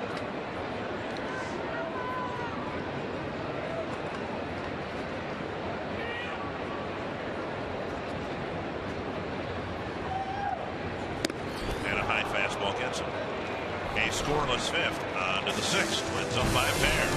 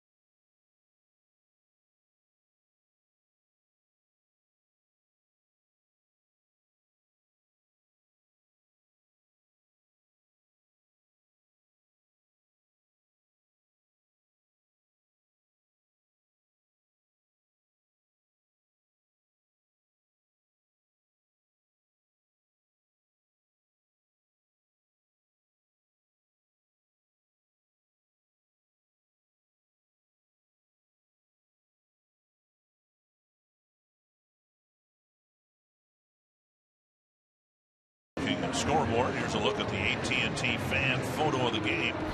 Tweet your photo to hashtag NorthFanPhoto. A chance to be shown in an upcoming game broadcast. Brought to you by AT&T. Perkins bobbleheads. There were people waiting to get into the ballpark as early as, what time did I get here today? 1 o'clock, something like that. People waiting for the gates to open, make sure that they got their Perkins bobblehead. I got Perk's bobblehead sitting right here in front of me. He's watching the game with us.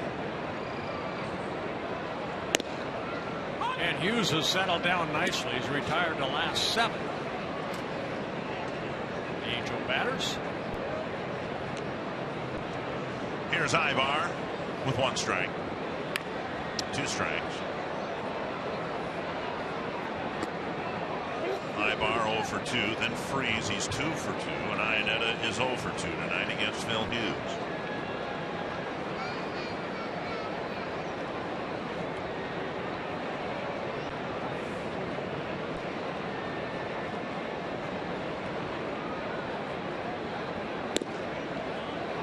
That backdoor cutter and missed, 1-2.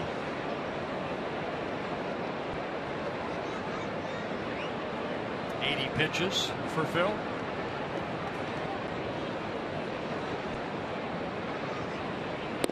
There it is. Came right back with it and brought it in by about 1 inch. You know what? We have seen him do that so many times. Excellent control. Just missed with the previous pitch. Goes right back and clips the corner. You have that umpire too sitting there. That first one, okay, that's outside. And this one caught the black. Strikeout number 5. 1 down in the 6th. Here's David Freeze. Driven foul down the right side.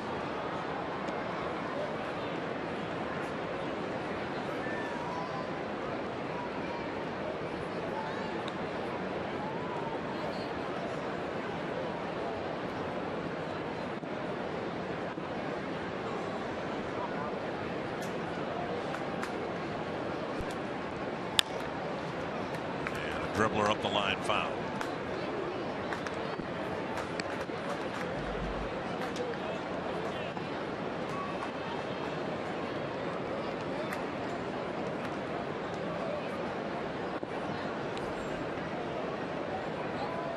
Had a lot of 0-2 counts over the last couple innings from Phil Hughes. For Phil, he's making his 161st start, 211th appearance, 71 wins, 59 losses in his career. As a starter, he's 65 and 57. 3 complete games, 1 shutout. Popped up near first. Bauer crossing the line and just out of his reach. I'd like to see Joe get over there a little bit quicker. He kind of tried to time it. He could have got over there at that railing a little bit quicker, watching the flight of the ball, knowing that the railing is close by, just out of his reach.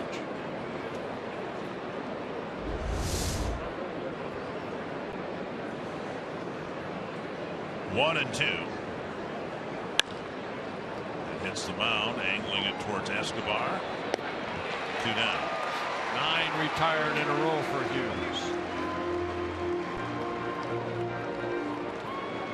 It would take a lot of things breaking right for Hughes, and it would take 5 more wins, but he has mathematically a chance to win 20 games. When Brad Radke won 20 games in that lost season of, what did you say, 1997, he had to win the last day of the year to become a 20-game winner. It would take a 6-0 August, but Hughes has already picked up 1 win in August and is in position to pick up another one here. And then he would need 4 more starts, which I think the Twins can accommodate him with. Oh, watch out. Inside, and Ionetta's hit on the wrist, the hand, someplace. And he'll take first base. Ball just got away from Hughes, up and in. His 4th hit batsman of the year. Wow, that got both hands. And Rick Smith, the trainer, along with Mike Scioscia, out to look at him. And Rick, as you said, has been around long enough to go out and say, oh, Albie Pearson had it much worse. Not quite that old, but he's been around a long time. Take another look right here. More of the left hand than it did the right. Squeezing both of them. Runner at first with 2 down, and now Brennan Bosch.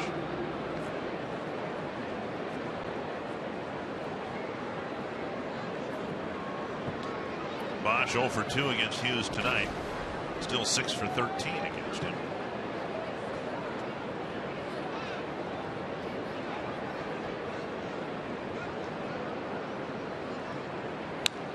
Swing and a foul.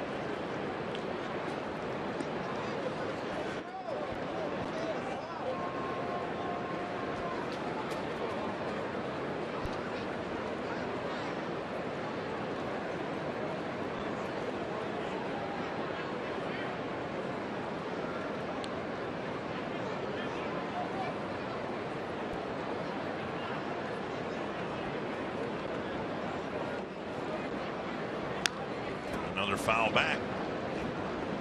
He was running the ball belt high to Bosch and getting ahead 0-2.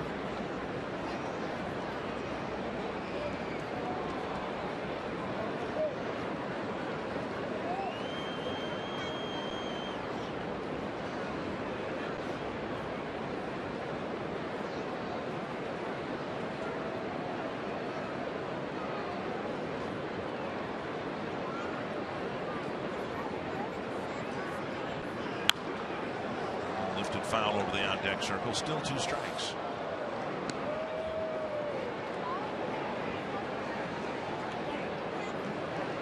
Seven hits for the Angels.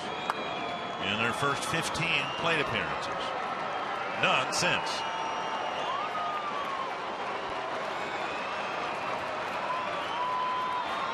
Keep talking about within a game, hitters, pitchers need to make adjustments. Strikes me that Hughes might have made an adjustment or two along the way. Yes, he has. Outside, 1-2. Now, remember against Ibar, he was away with that little cutter and then went right back to it and got to call third strike. That's what he tried to do there on that last pitch.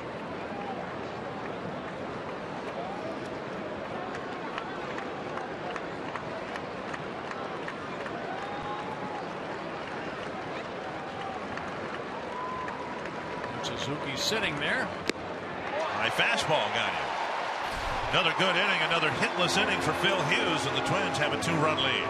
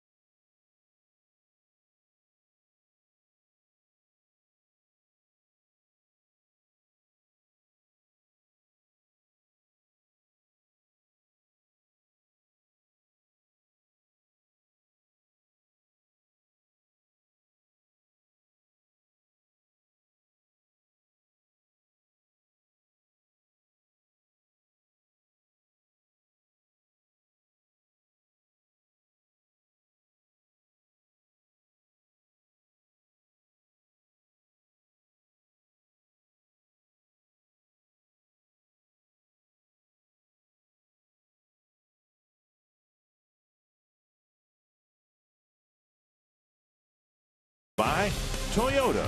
The annual clearance event is going on now. Toyota, let's go places. By Sanford Orthopedics and Sports Medicine, for the everyday competitor in all of us. And by McDonald's, where a French vanilla McCafe iced coffee is just $1.59 all summer long. Angels jumped out in front 2-0, then 3-2. Since then, the Twins have taken a lead, hitting now in the bottom of the 6th inning.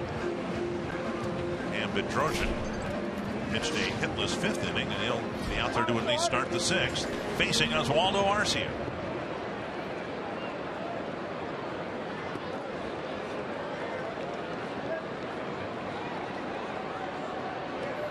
Arcia takes up and away, ball 1.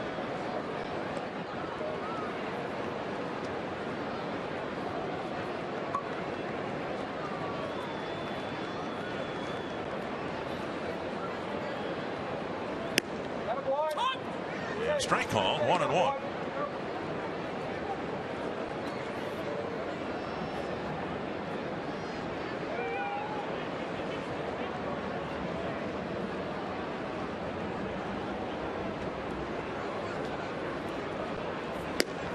Swing and a miss.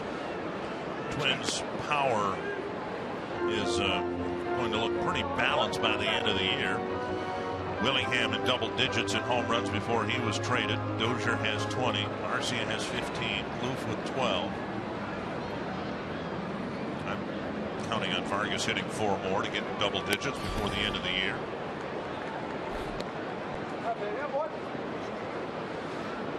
Arcia hitting 14 home runs last year, so he's improved that way.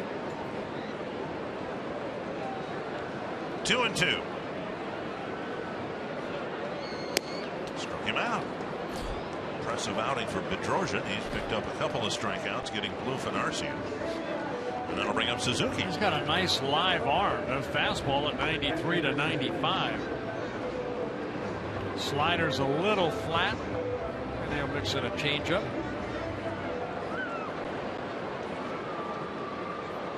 Suzuki hit the ball hard twice, lining out to right field in the second, and then singling up the middle with 2 outs in the fourth. He didn't think so much about that hit at the time, but then Escobar doubled, Hicks singled, and the Twins got their 2-run lead built out of that 2-out single by Suzuki.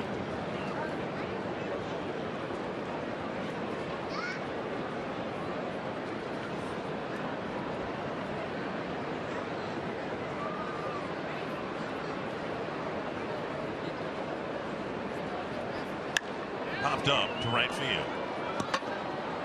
Calhoun trots in. 2 down. And that'll bring up Escobar. You know, just looking at Bedrosian, Cam Bedrosian, he was born on October 2nd, 1991. Right before the World Series. So Steve had a little bit more on his mind than being part of a World Series championship team.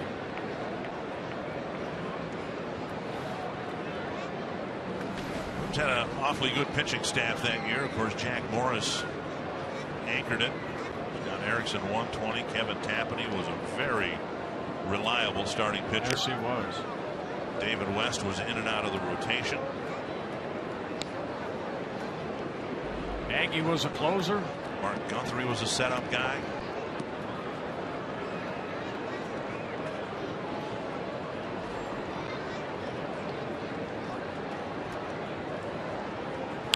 Fouled away. Only Banks was with that team for a while.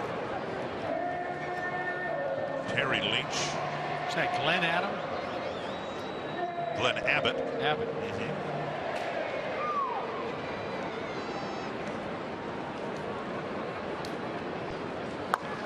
And Escobar golfs one into the corner, and Calhoun reaches over to make the catch. And a really good outing for Cam Bedrosian. A couple of hitless innings, and we go to the 7th.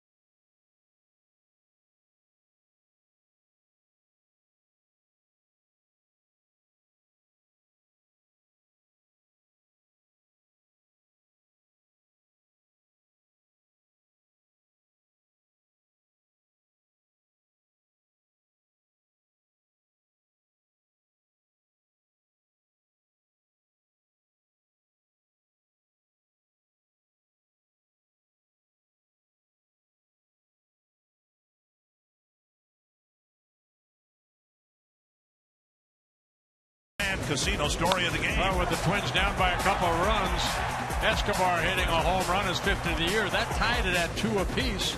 Albert Pujols came right back in the top of the 3rd inning, made it a 3-2 Angel lead. And Chris Parmelee in the bottom of the inning, hitting a home run, his 7th of the year.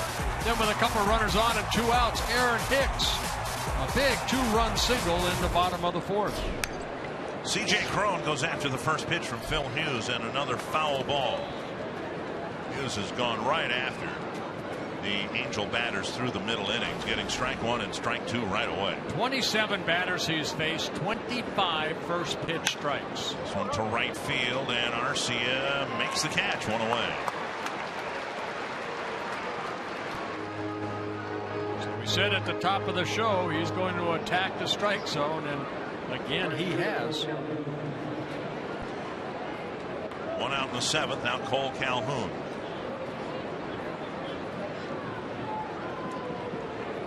Calhoun hit the second pitch of the game from Hughes into left field for a base hit, scored on a 2-out double by Kendrick.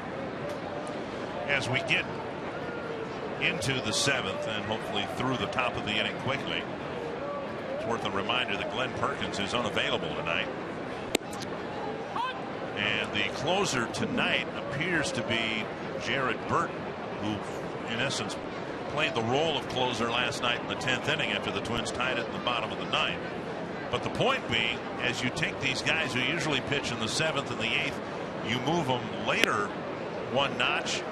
It's really important that Hughes gets through this seventh inning here. We've seen this happen so often, and when you're looking at an ace, this is what an ace does to a staff.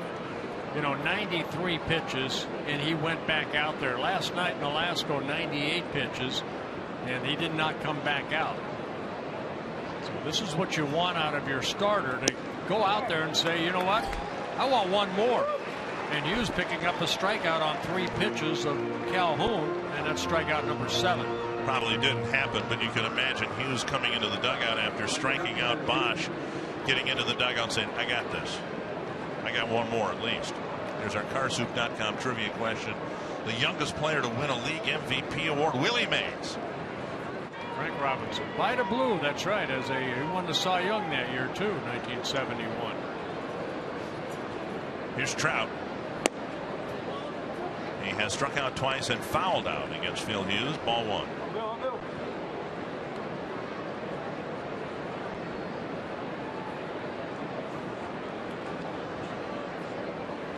Foul back.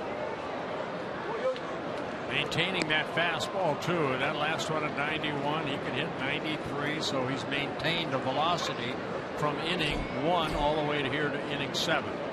First 3 innings, a total of 55 pitches by my California math, but then after that, right now at 100, most he's thrown in a ball game, 105 a couple times.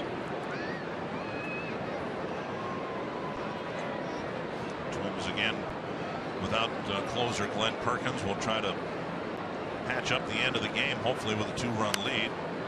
2-2 now to Trout. That's why I wish they would put that pitch count at 120 rather than 100. And I'll say that until I die. And they'll ignore you until you die. Yeah. Like everybody else. 2-2. Except my wife can. She doesn't ignore me. Right on the outside corner. And Hughes has a great 7th inning as the Angels go down 1-2-3 with 2 strikeouts.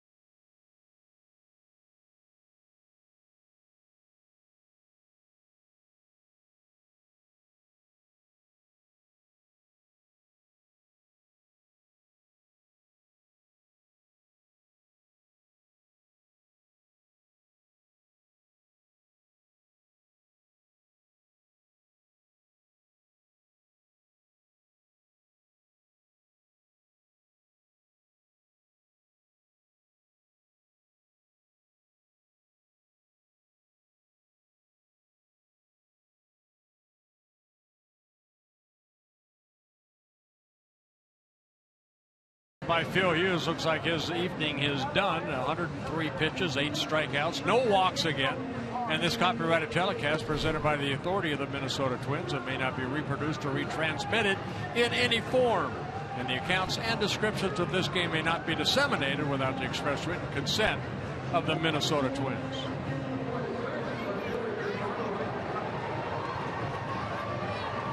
Great job by Phil Hughes. Another outing, no walks. 6 of his last 7 starts have been quality starts. We'll see whether the Twins can add to the lead now. LeBlanc coming into the ballgame to pitch for the Angels. He threw 1 pitch last night. Nearly got a win with that 1 pitch. Well, one more thing about Phil Hughes over his last 6 starts coming into this ballgame. 5-1, a 1.67 earned run average. And hopefully he can pick up the win here. Twins have a 2-run lead. And they have that lead because of Aaron Hicks' 2-out, 2-run single in the 4th. Suzuki singled, Escobar doubled, and then Hicks fell behind 0-2. Got the count even 2-2, and then delivered a 2-run single to center. Up and away, ball 1. Good job by Cam Bedrosian. 2 shutout innings, a couple strikeouts, a walk, no hits allowed. 1-0 to Hicks.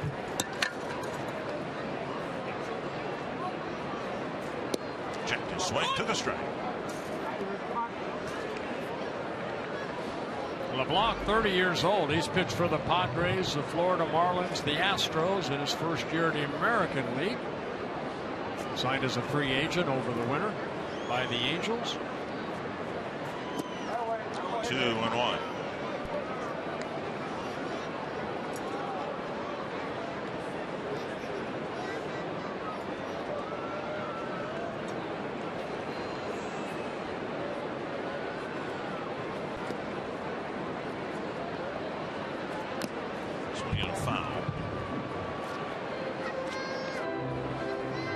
Last night, LeBlanc also pitched for the Yankees. He was claimed off waivers by the Yankees back in June. Appeared in only 1 ball game, 1 relief appearance. Yankees designated him for assignment. He became a free agent and re-signed with the Angels.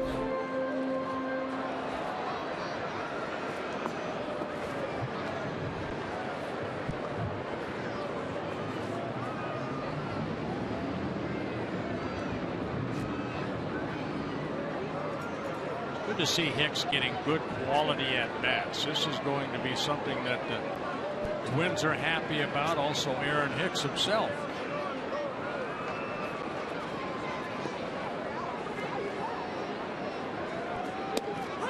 And all 3rd strike. Hicks is called out for the first out of the 7th.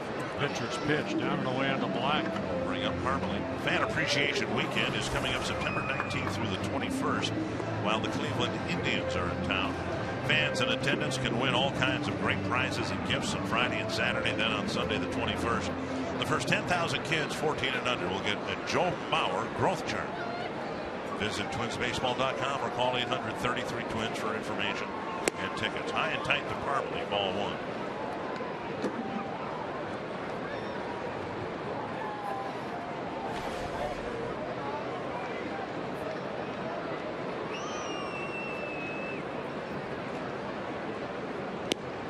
Floats over a strike. This offensive surge that we have witnessed since August 1st was born out of a 2-week period where the Twins really struggled to score runs. Parmalee a 1-hopper to Kendrick. 2 down. Right after the All-Star break in July, the Twins played 13 games and scored a total of 32 runs. That's not going to win too many ball games, and the Twins only won 4 of those 13 games. But something happened long about the 1st of August. Didn't he come up the 1st of August? Yes. Joe Mauer returned. I mean, all the things that the manager is pointing to why this team is suddenly scoring runs double the rate they did in the end of July. Well, you know what? When you get a couple guys starting to swing the bat pretty good, then it kind of rubs off. They always say hitting is contagious. You don't come into a ball game and say, boy, this guy's got to get a hit here. Now everybody's contributing. One strike to Dozier. Tapper foul. You know, it's safe to conclude that one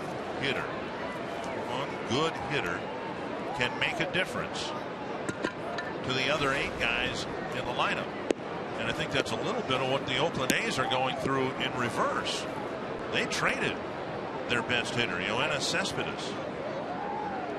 And it's had a trickle-down effect, I think, at least so far, in the week since the trade on everybody else in the lineup. When you trade a good hitter away like Cespedes, it affects Donaldson. It affects so many of the guys that were near him in the batting order that he kind of protected.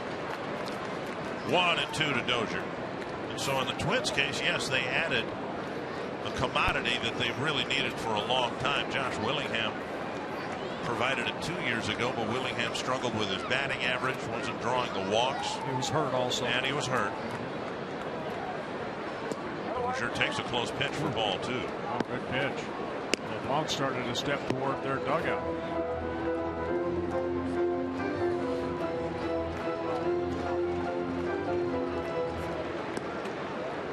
Been a lot more smiles in the dugout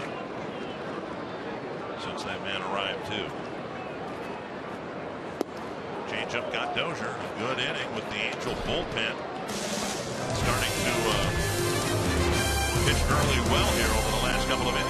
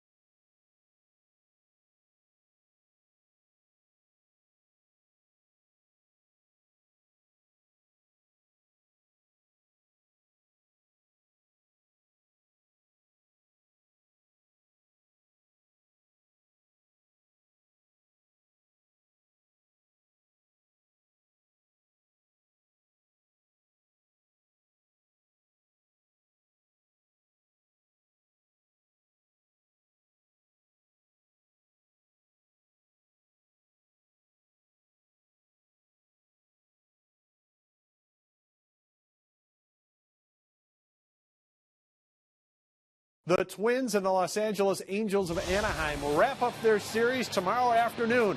Our coverage begins at 12:30 p.m. on Sunday right here on Fox Sports North. And now, let's go back to Target Field. Jeff, thank you very much. Well, Phil Hughes worked the first 7 innings again. Outstanding. He struggled the first 3 innings, but he found something. He did not give up a hit over his last 4 innings. He got that lead and he held on to it. No walks again for Phil Hughes. 8 strikeouts. He's now worked 187 2/3 innings, only 15 walks. And looking for win number 16 on the year. And the first one to help him get that will be Casey Fiend, who struggled last night. Only faced 2 batters, an infield base hit by Bosch, and he walked Iannetta. Both guys came around to score. Now Pujols takes a strike. And a glare back at James Hoy. 1 strike. 3rd game for Fiend in this series. 3rd night in a row that he's pitched. And Pujols wraps a single to left. Fiend having a tough time, like most members of the bullpen are struggling right now, on a leadoff single here in the 8th. Now on FoxSportsNorth.com. You can view photos from tonight's game and read Phil Irvin's analysis. 5 things to watch in the Vikings-Rams game tomorrow. complete analysis from today's Gopher football game. Here's Howie Kendrick.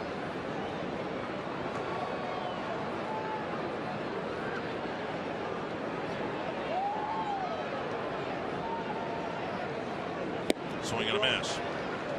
Casey Fiend's been a great setup man for Glenn Perkins. 24 holes.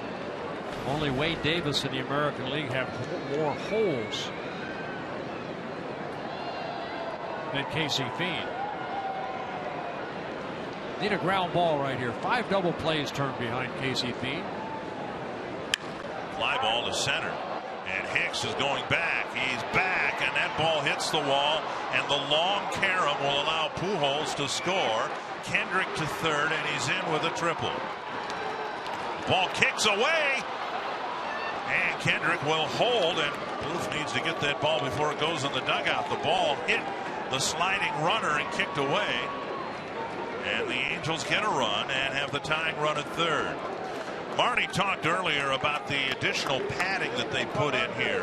And we'll take a look at the swing from Kendrick, driving Hicks all the way to the warning track. Well, fastball or breaking ball stayed up. And Kendrick gave it a ride to straightaway center. Hick goes back. He realizes he can't get it off the wall. It gets by him. And you know, you buy a mattress that's always hard. You know, I mean, right at the beginning, and that's basically what that did. That caromed off there a long way back toward the infield. Infield in, trying to protect now a 1-run lead.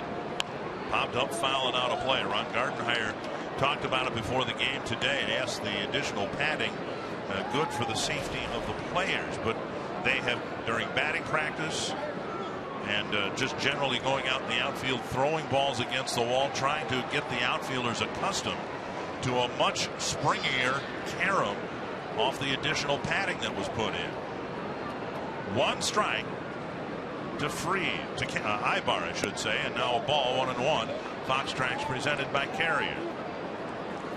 Yeah, it was Ibar that hit that sacrifice fly in the 10th inning to score the winning run for the Angels last night, even though he did not pick up a hit. And he is hitless here tonight, 0 for 3.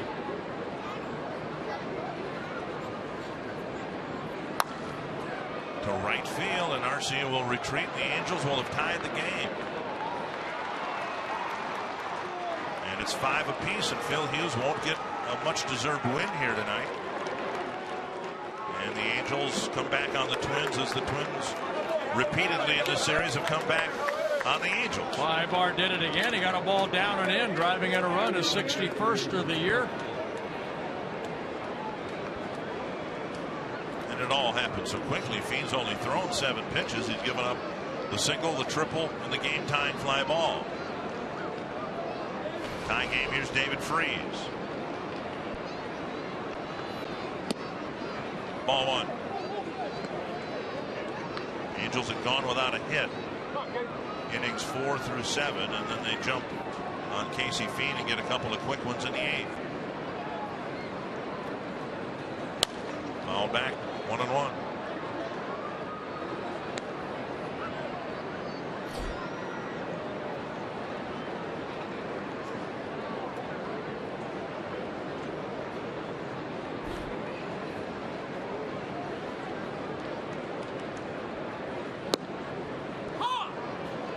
Kind of saw, we've talked about the bullpen, the wear and tear on a lot of these guys, you know, starters not going very deep, and kind of saw it in that Detroit series for Casey Fiend. He gave up that 4 runs on 5 hits, 1 run in 1 inning. In the month of August, he had an ERA over 8. He picks up a strikeout here of Freese for the 2nd out. So Anthony Swarzak, who had a good relief outing yesterday, warming up now. The most popular way to follow September pennant races is with MLB.com @BAT, the #1 app for live baseball. Enjoy live look-ins, replay reviews, scores, stats, live radio and broadcasts, and the MLB.TV game of the day and more. Get @BAT for your smartphone or tablet on the App Store or visit MLB.com. Here is Iannetta.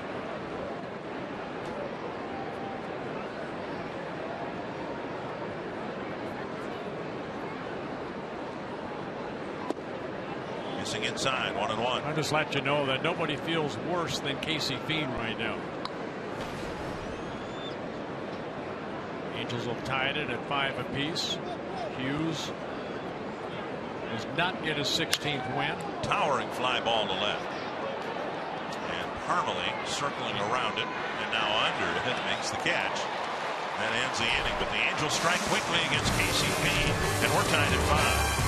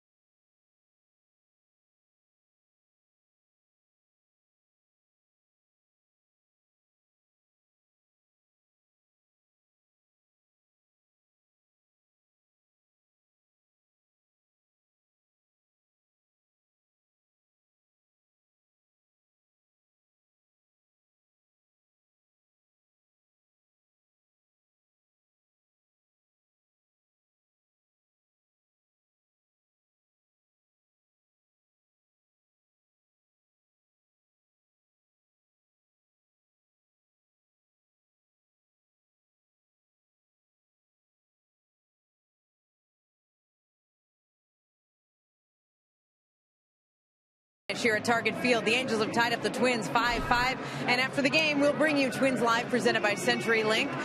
We will show you how the ending unfolds, however it may be tonight. We'll also look at Phil Hughes and a very good start where he retired 13 of the final 14 batters that he faced. Also the success that Aaron Hicks has found at the plate, the way he's been able to find some better offense since his call-up on Tuesday with the rest of the September call-ups. And we'll hear from the manager, Ron Gardenhire, all coming up after the game. But Dick and Bert, another interesting finish, it looks like, here at Target Field. Absolutely, Marty, thank you. And again, the Angels would like to finish it with Street and Smith. It's Joe Smith who'll be handed the 8th inning, and then if there's a lead, Houston Street might very likely be asked to save the game as he was in the first 2 games. Yeah, Smith worked in the 8th inning last night, a 1-2-3 inning. 11 pitches, 8 for strikes. Making his 69th relief appearance. John McDonald in at third.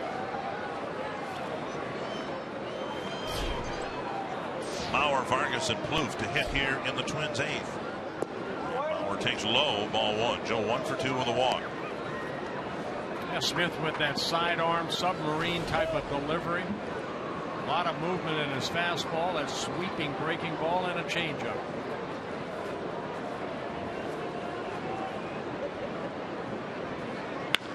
To the left field corner and deep. Bosch retreating. He won't get there, and it hits the limestone, and it'll be a ground rule double. Third base umpire Bill Welke making the signal that the ball was out of play as soon as it hit the facade. A good way to start right there. A double for Joe, his 23rd of the year. His 2nd hit of the ball game. Taking a pitch. Too much of the plate right there, just driving it the other way that Joe does so well. Bosch out of his reach and off the limestone, ground rule double. And now Vargas.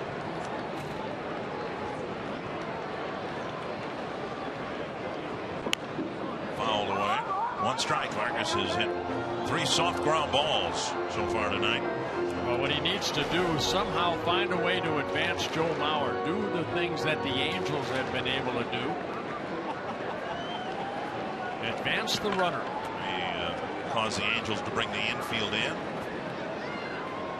Foul back, and it's 2 strikes quickly.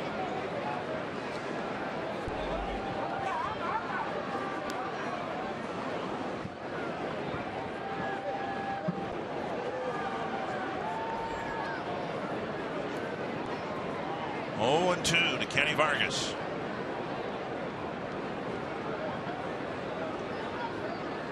Curveball got him, 1 away. That froze him right there, so non-productive out. Smith picks up a strikeout.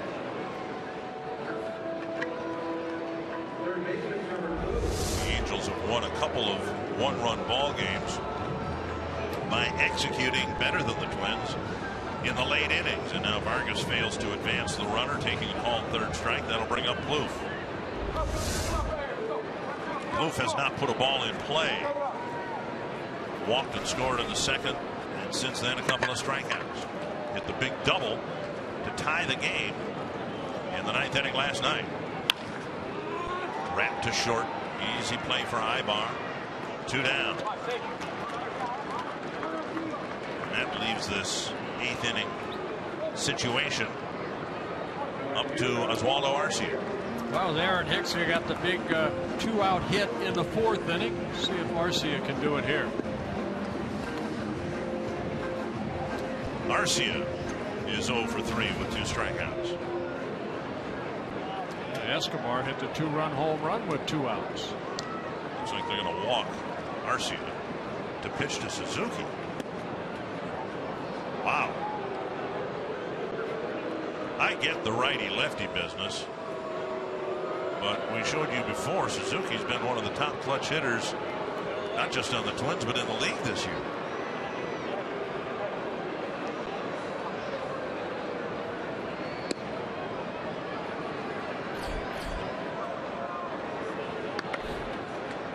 Suzuki, the veteran catcher, has hit the ball hard twice tonight, singling and scoring once. Will come up and with an opportunity to make the strategy backfire.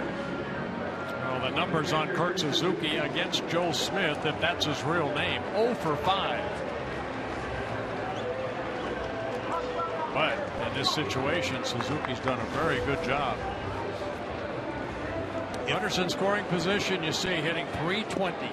If there's a hit in this at bat, I can picture it going to right field. That's one thing that Suzuki's done really well against right-handed pitchers.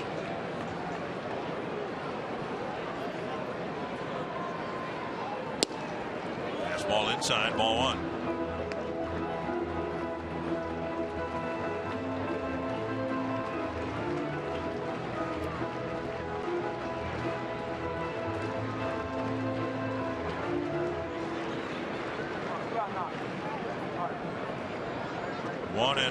To the Twins catcher.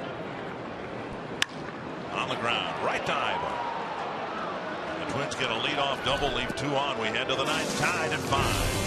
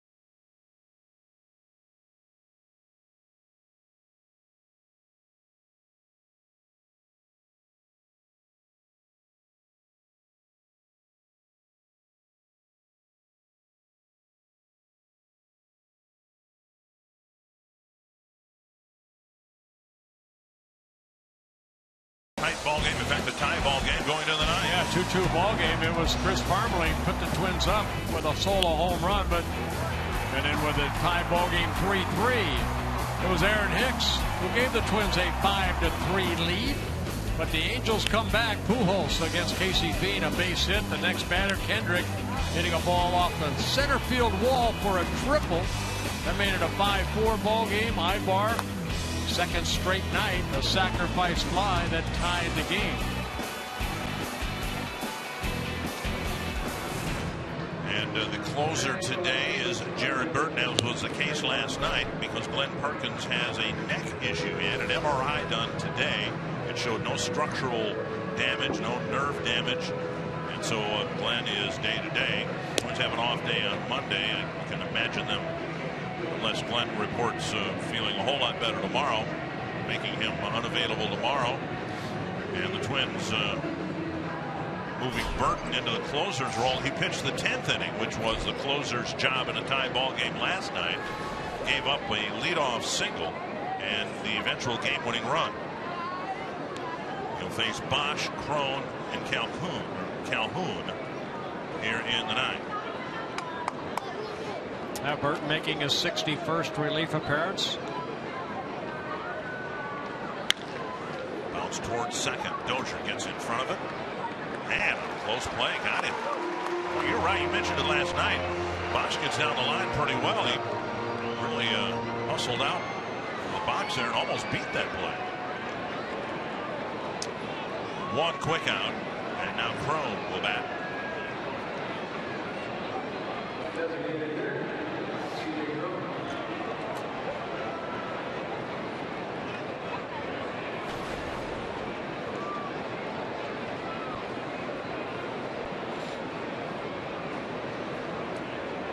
Crone an RBI single in the second inning. That gave the Angels a 2-0 lead. A strikeout in the fourth against Hughes, and then a flyout. Ball one.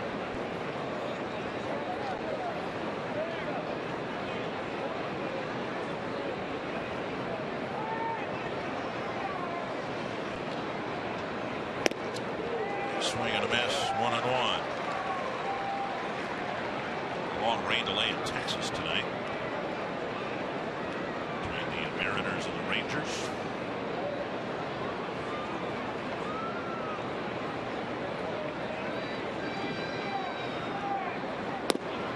Over for a strike. And a rain delay of nearly 3 hours in Detroit last night. Jake Peavy came back to pitch well after that delay of nearly 3 hours.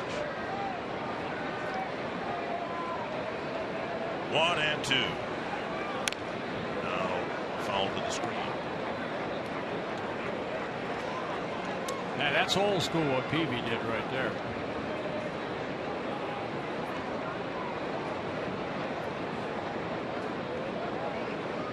Giants won that game, won this afternoon by 1 run, 5-4 over Detroit. Chip to center. Dozier out, and he won't get there. It's a base hit for Crone. He's made contact and flipped a little fly ball into center field. I think he hit that ball before it was going to hit the dirt. Campana looks like he's going to pinch run for Crone at first base. That's what we've seen from Mike Scioscia. He's got Campana, whose job is to pinch run, and it's been an important option for the Angels in the first 2 wins. I mean, watch where he hits this ball. It almost hit the dirt. Suzuki's ready to block it, and he flared it into center field. See, Crone knew he made contact, but he was looking out on the field to find out where he hit it. Campana at first, 1 away, and Calhoun, who got the opening base hit against Burton in the 10th inning last night. Clubs have run against Burton. They stole a base in last night's ball game. Clubs against Burton are 10 for 10 in stolen base attempts.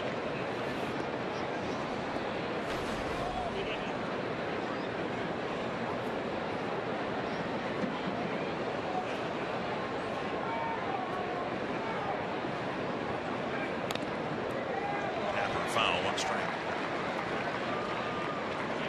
Now, Campana taking not only a secondary lead but a tertiary lead as Burton delivered that pitch. Santana shuffled off about a third of the way to second base. So we'll see if Suzuki noticed that.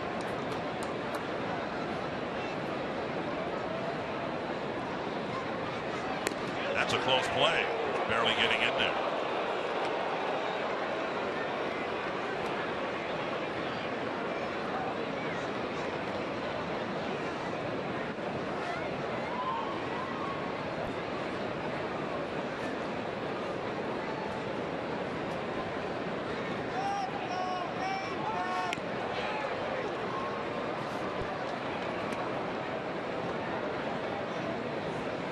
Burton's ability or inability to hold a runner here might be the difference between the Twins. Trailing or being in a tie game when they hit in the bottom of the ninth.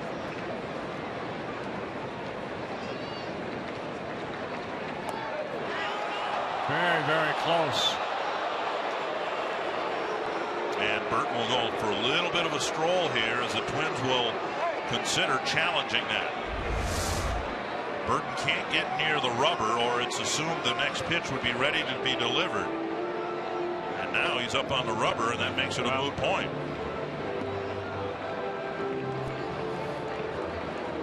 Surprised he didn't delay a little bit more behind the mound. Maybe he knew that Campana got in safely. Got Campana with the Cubs and also the Diamondbacks. 66 stolen major league bases, been caught only 8 times. Swing and a miss, and Suzuki peeking around the batter Calhoun to see where the runner was. 2 strikes.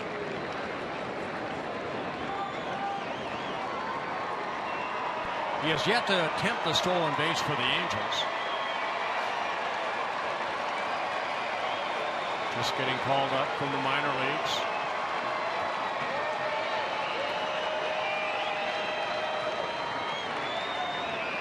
Ended up scoring from first on Calhoun's double in the 8th inning last night.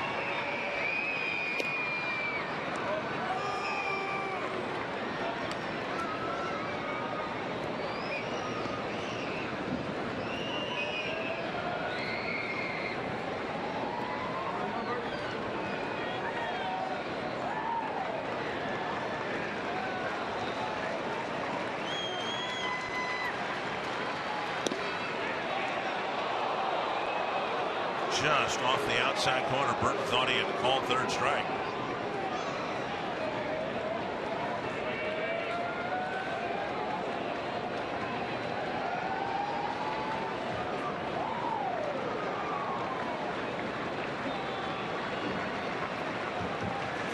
See if Burton holds this for a while before he throws home. Whoa. Alfredo Griffin nearly. Say, watch out, Alfredo Griffin.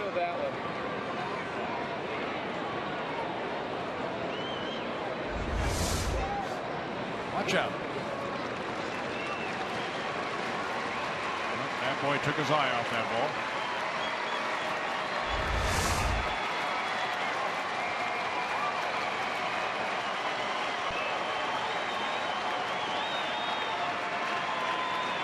One and 2. Low throw. Mauer does a nice job keeping Campana at first on what was a 6th or 7th throw over there. Burton threw him right into the ground. Yeah, that's the first ball he's thrown. I've seen all but strikes, but Joe utilizing that big glove.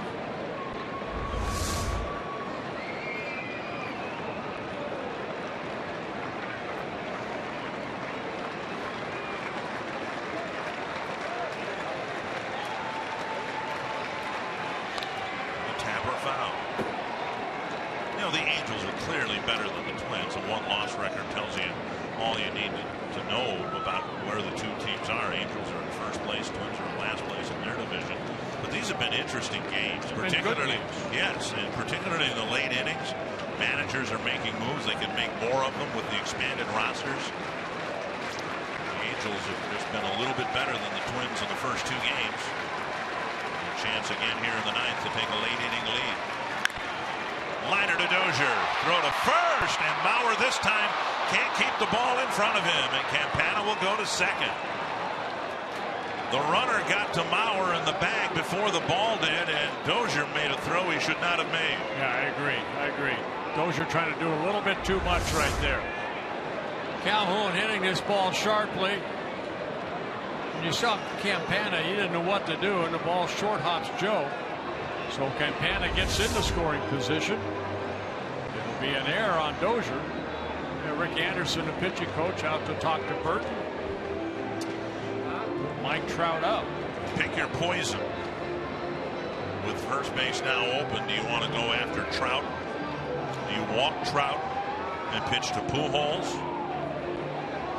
Tonight, Pujols has a home run, a single, and 2 runs scored, while Trout is 0 for 4 with 3 strikeouts.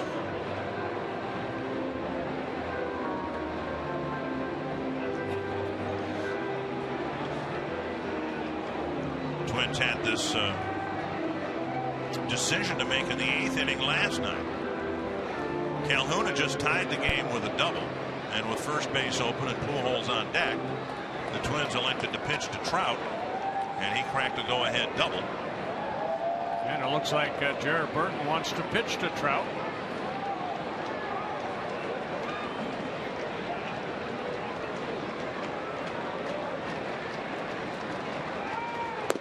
Off the plate, ball 1. What Hughes did so well is he really established that fastball and threw the fastball by him. Struck out 3 times against Phil Hughes, 3 of his 8 that Hughes had.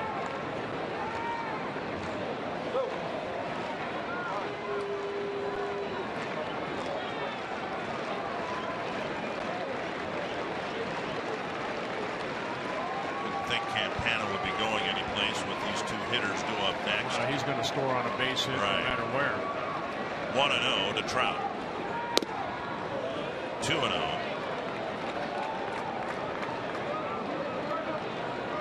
2 curve or sliders from Burton.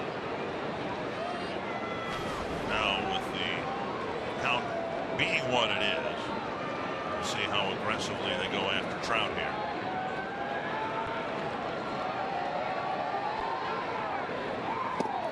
Swing and a miss on what would have been ball 3. And that was a changeup right there. That ball, the bottom dropped out of it.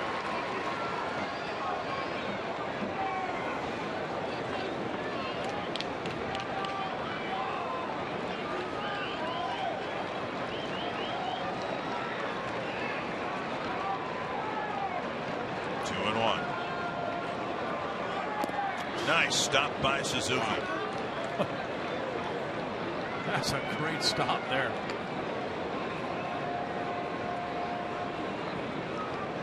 Three and 1. He stopped that running to the dugout.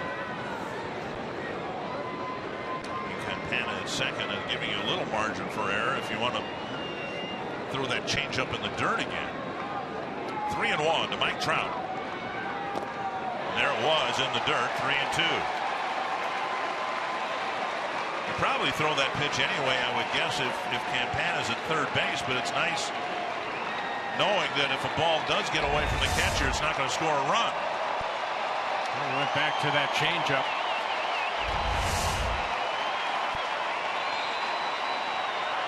Twins needing to make a play or make a pitch in this case to get the game to the bottom of the inning tied. Foul tip. Trout just got a piece of it to keep the at-bat alive.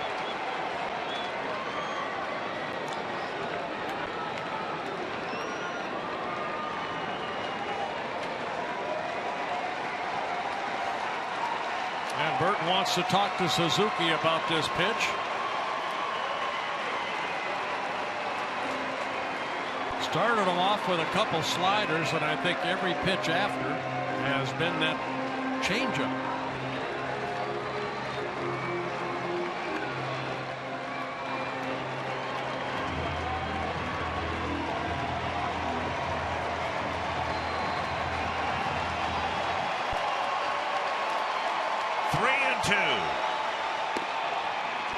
And a pitch up.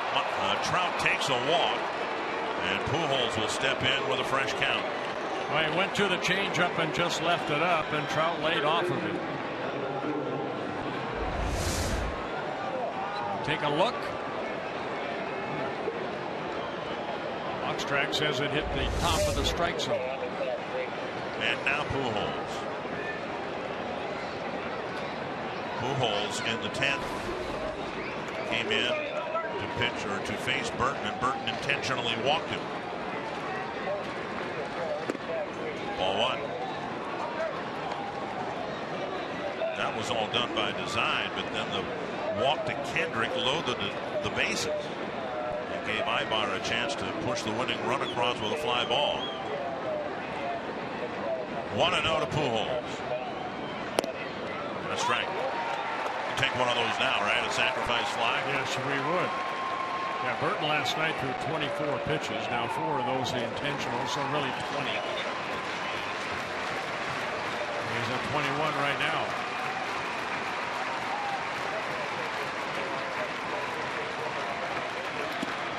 Strike 2.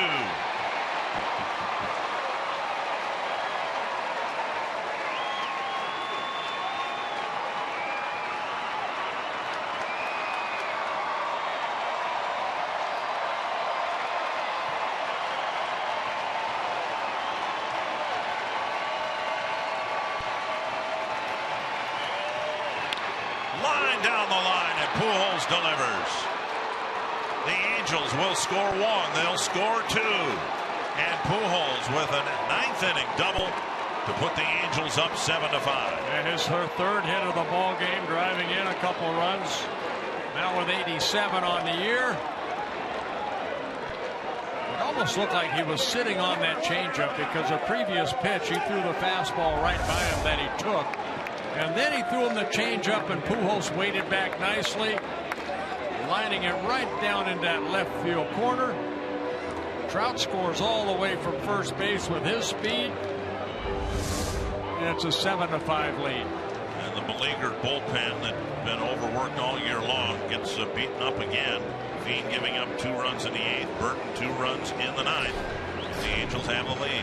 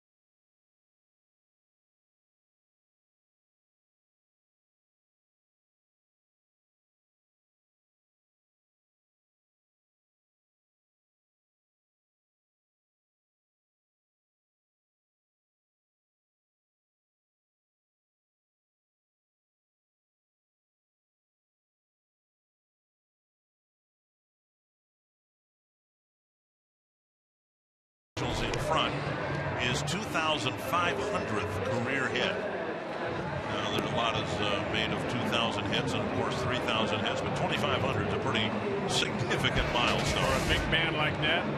Here tomorrow, it's going to be a 1-10 game. C.J. Wilson starting for the Angels against Logan Darnell. Darnell will be making his 3rd start for the Twins, his 3rd major league start, his 4th appearance. And Twins have actually had some good luck against C.J. Wilson in his career with the Rangers and the Angels. Anthony Swarzak gave the Twins their best relief outing in this series yesterday in the middle innings, and now he's got to come in here and try to keep this a 2-run ball game. Yeah, Swarzak an inning and a third yesterday, 20 pitches, 13 for strikes. trying to get this final out here. On a night when Glenn Perkins was unavailable, Casey Feed and Jared Burton each have given up a pair of runs in their respective innings. Kendrick takes outside, ball one.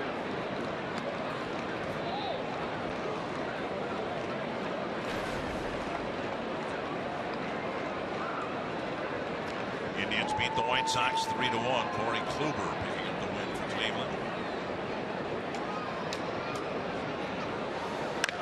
And a liner out of Dozier's reach. Pujols is going to be waved around. The throw from Arcia up the line, backed up by Swarzak. And the Angels have opened up the ball game with 3 runs here in the top of the ninth. And Howie Kendrick with his 4th hit of the ball game, driving in his 2nd run. And that run charged to Jared Burton. I believe all 4 hits have gone to the opposite field, haven't they? Fastball, middle in. He just took it the other way. And Pujols chugged around third and scored the 3rd run of the inning. Kendrick going to second on the throw. That sets up Ibar for an intentional walk.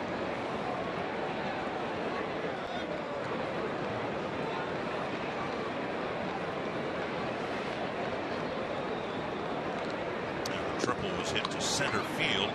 A long carom off the wall in center field. Jared Burton thought he had Mike Trout struck out for the 3rd out of the 9th inning. He left a changeup right at the top edge of the strike zone. But since then, a big double by Pujols, big single by Kendrick. And the Angels have a 3-run lead. And now John McDonald. He has to swing away. Well, he swung away last night. He's the one that hit that ball into the left field fence that Schaefer made that great catch. John McDonald, 39 years old, his 16th season with the Indians, the Blue Jays, Detroit, Diamondbacks, Pirates, Phillies, Red Sox, now here with the Angels. 8 different teams.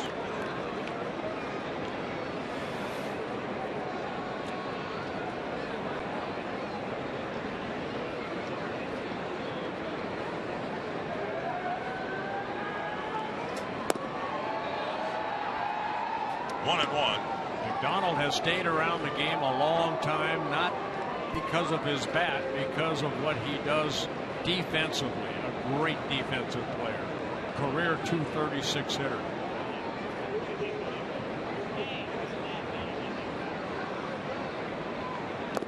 Basically, he's done for a number of teams, and now the Angels this year, what Jamie Carroll did for the Twins a couple of years ago. You're not going to look at the batting average and be wowed by anything on the stat line, but he's going to give you a competitive major league at bat and play well in the field and do the fundamental things that the Angels are riding through this great streak, perhaps all the way to postseason play. He's a guy that you might see one day, on the bench somewhere, maybe manage.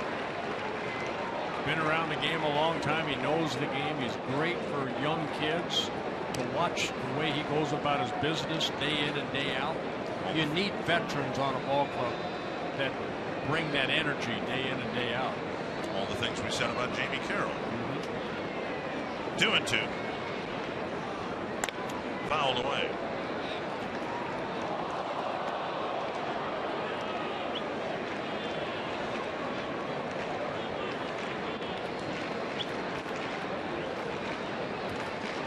Now 3 runs charged to Jared Burton.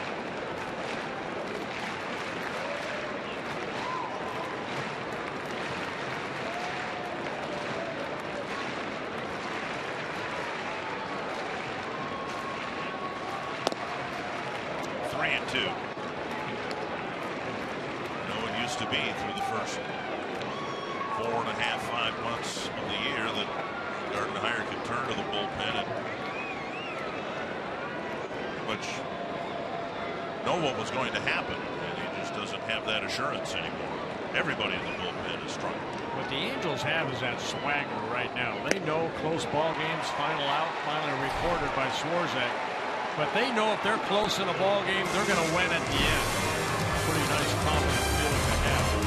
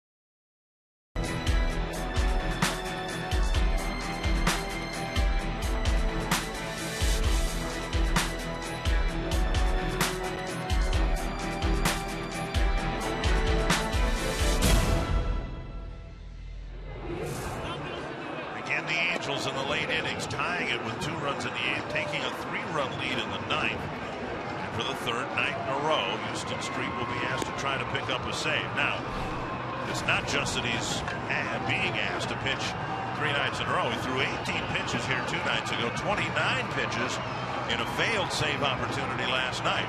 Yeah, they have not been easy saves. Now, he did pick up the save here on Tuesday night, and he actually picked up the win in last night's ball game, but he did have that blown save.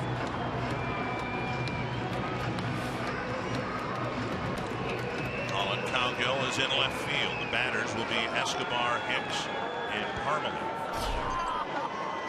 The Twins hope to send 3 or 4 more to the plate. Escobar with a home run and a double tonight.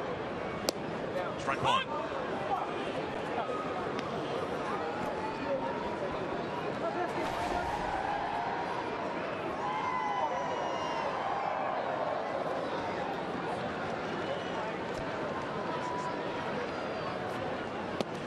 Street was with the Oakland A's and first making a name for himself. A lot of comparisons made between Street's delivery and Dennis Eckersley's delivery, dragging his right spike across in front of the rubber.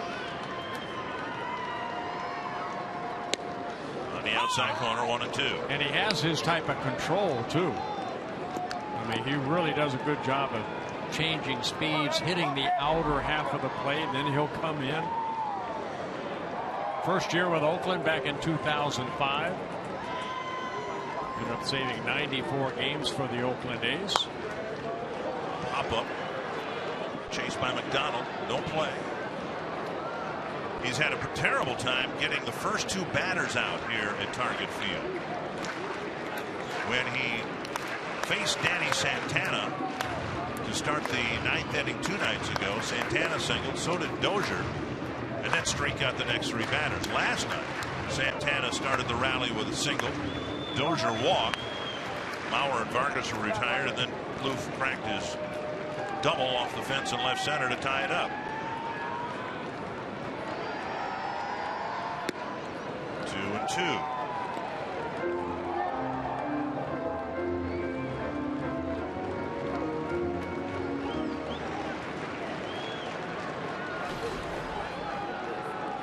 .24 saves for the Padres before he came over to Anaheim in late July. Twins kept him in the bullpen when they went out to San Diego earlier this year. 2-2. right field and caught crouching in right field. Calhoun with the play for the first out of the ninth inning. Bring up Aaron Hicks, who's done a very good job in this series, hitting with 2 outs. Yeah, a couple hits in last night's ball game. Scored a couple runs for the Twins. And then here tonight, a 2-run single in the 4th inning, taken right back off the middle off of Herrera. And that gave the Twins a 5-3 lead. Mike check. Hicks takes outside, ball 1.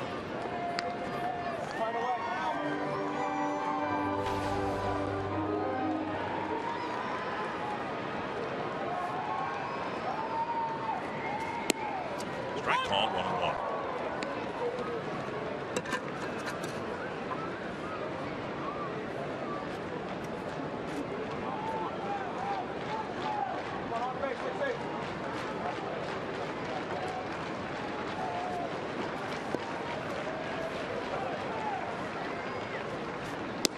Checked his swing. Where did he? Yep. 2-1. Hicks started in left field. Danny Santana left the ball game in the 3rd inning with a strained lower back, so Hicks ended up moving from left field to center field. And that's why Chris Parmley's in the on-deck circle and not Danny Santana. That's to left center, and Hicks has another hit. Hicks picking up multiple hits again here tonight. He's 2 for 3 with a walk. Parmley will come up. Yeah, 3-run lead. Kind of Hicks knowing that Street doesn't want to walk him, threw him a fastball away. And Hicks did a good job of just taking this pitch the other way.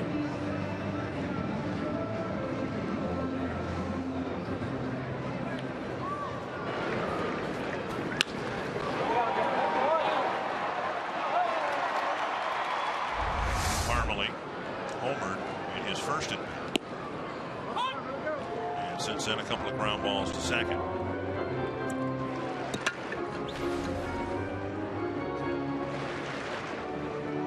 Twins were down a run in the 9th inning 2 nights ago. Brett didn't score. Down 2 runs last night. They did score the tying runs. Now down by 3.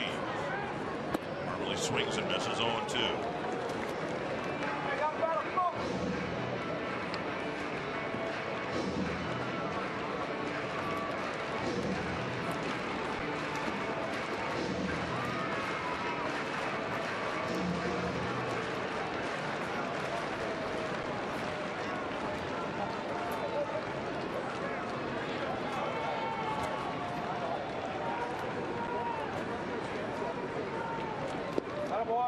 Out by Iannetta.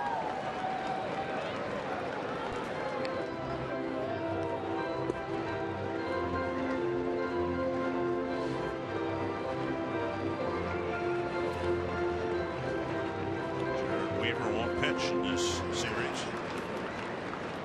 He's about the only one that's not going to. He's about the only pitcher for the Angels that we haven't already seen. 1-2.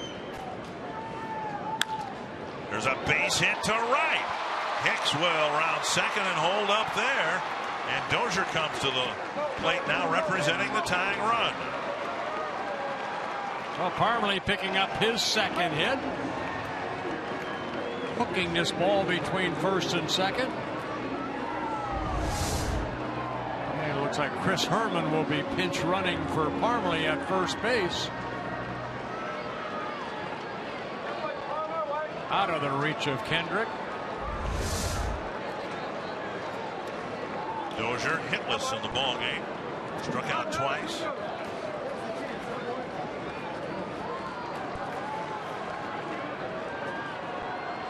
Mauer on deck.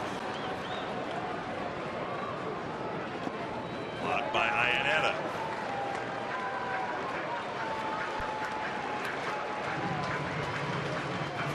Pitches tonight for Street. 62 in the series so far. When you're thinking home run, the last home run that Brian Dozier hit August 11th in Oakland. Only 2 since the break. Pujols fires to second, relay to first, double play to end the game. Street covering the bag, making the catch on the run. Ron Gardenhire's coming out. Pujols just looking into the Twins dugout. We'll see whether the Twins challenge us. Very little to lose at this point. So I'm guessing we're going to have a look. So the game is either over. Dozier's safe.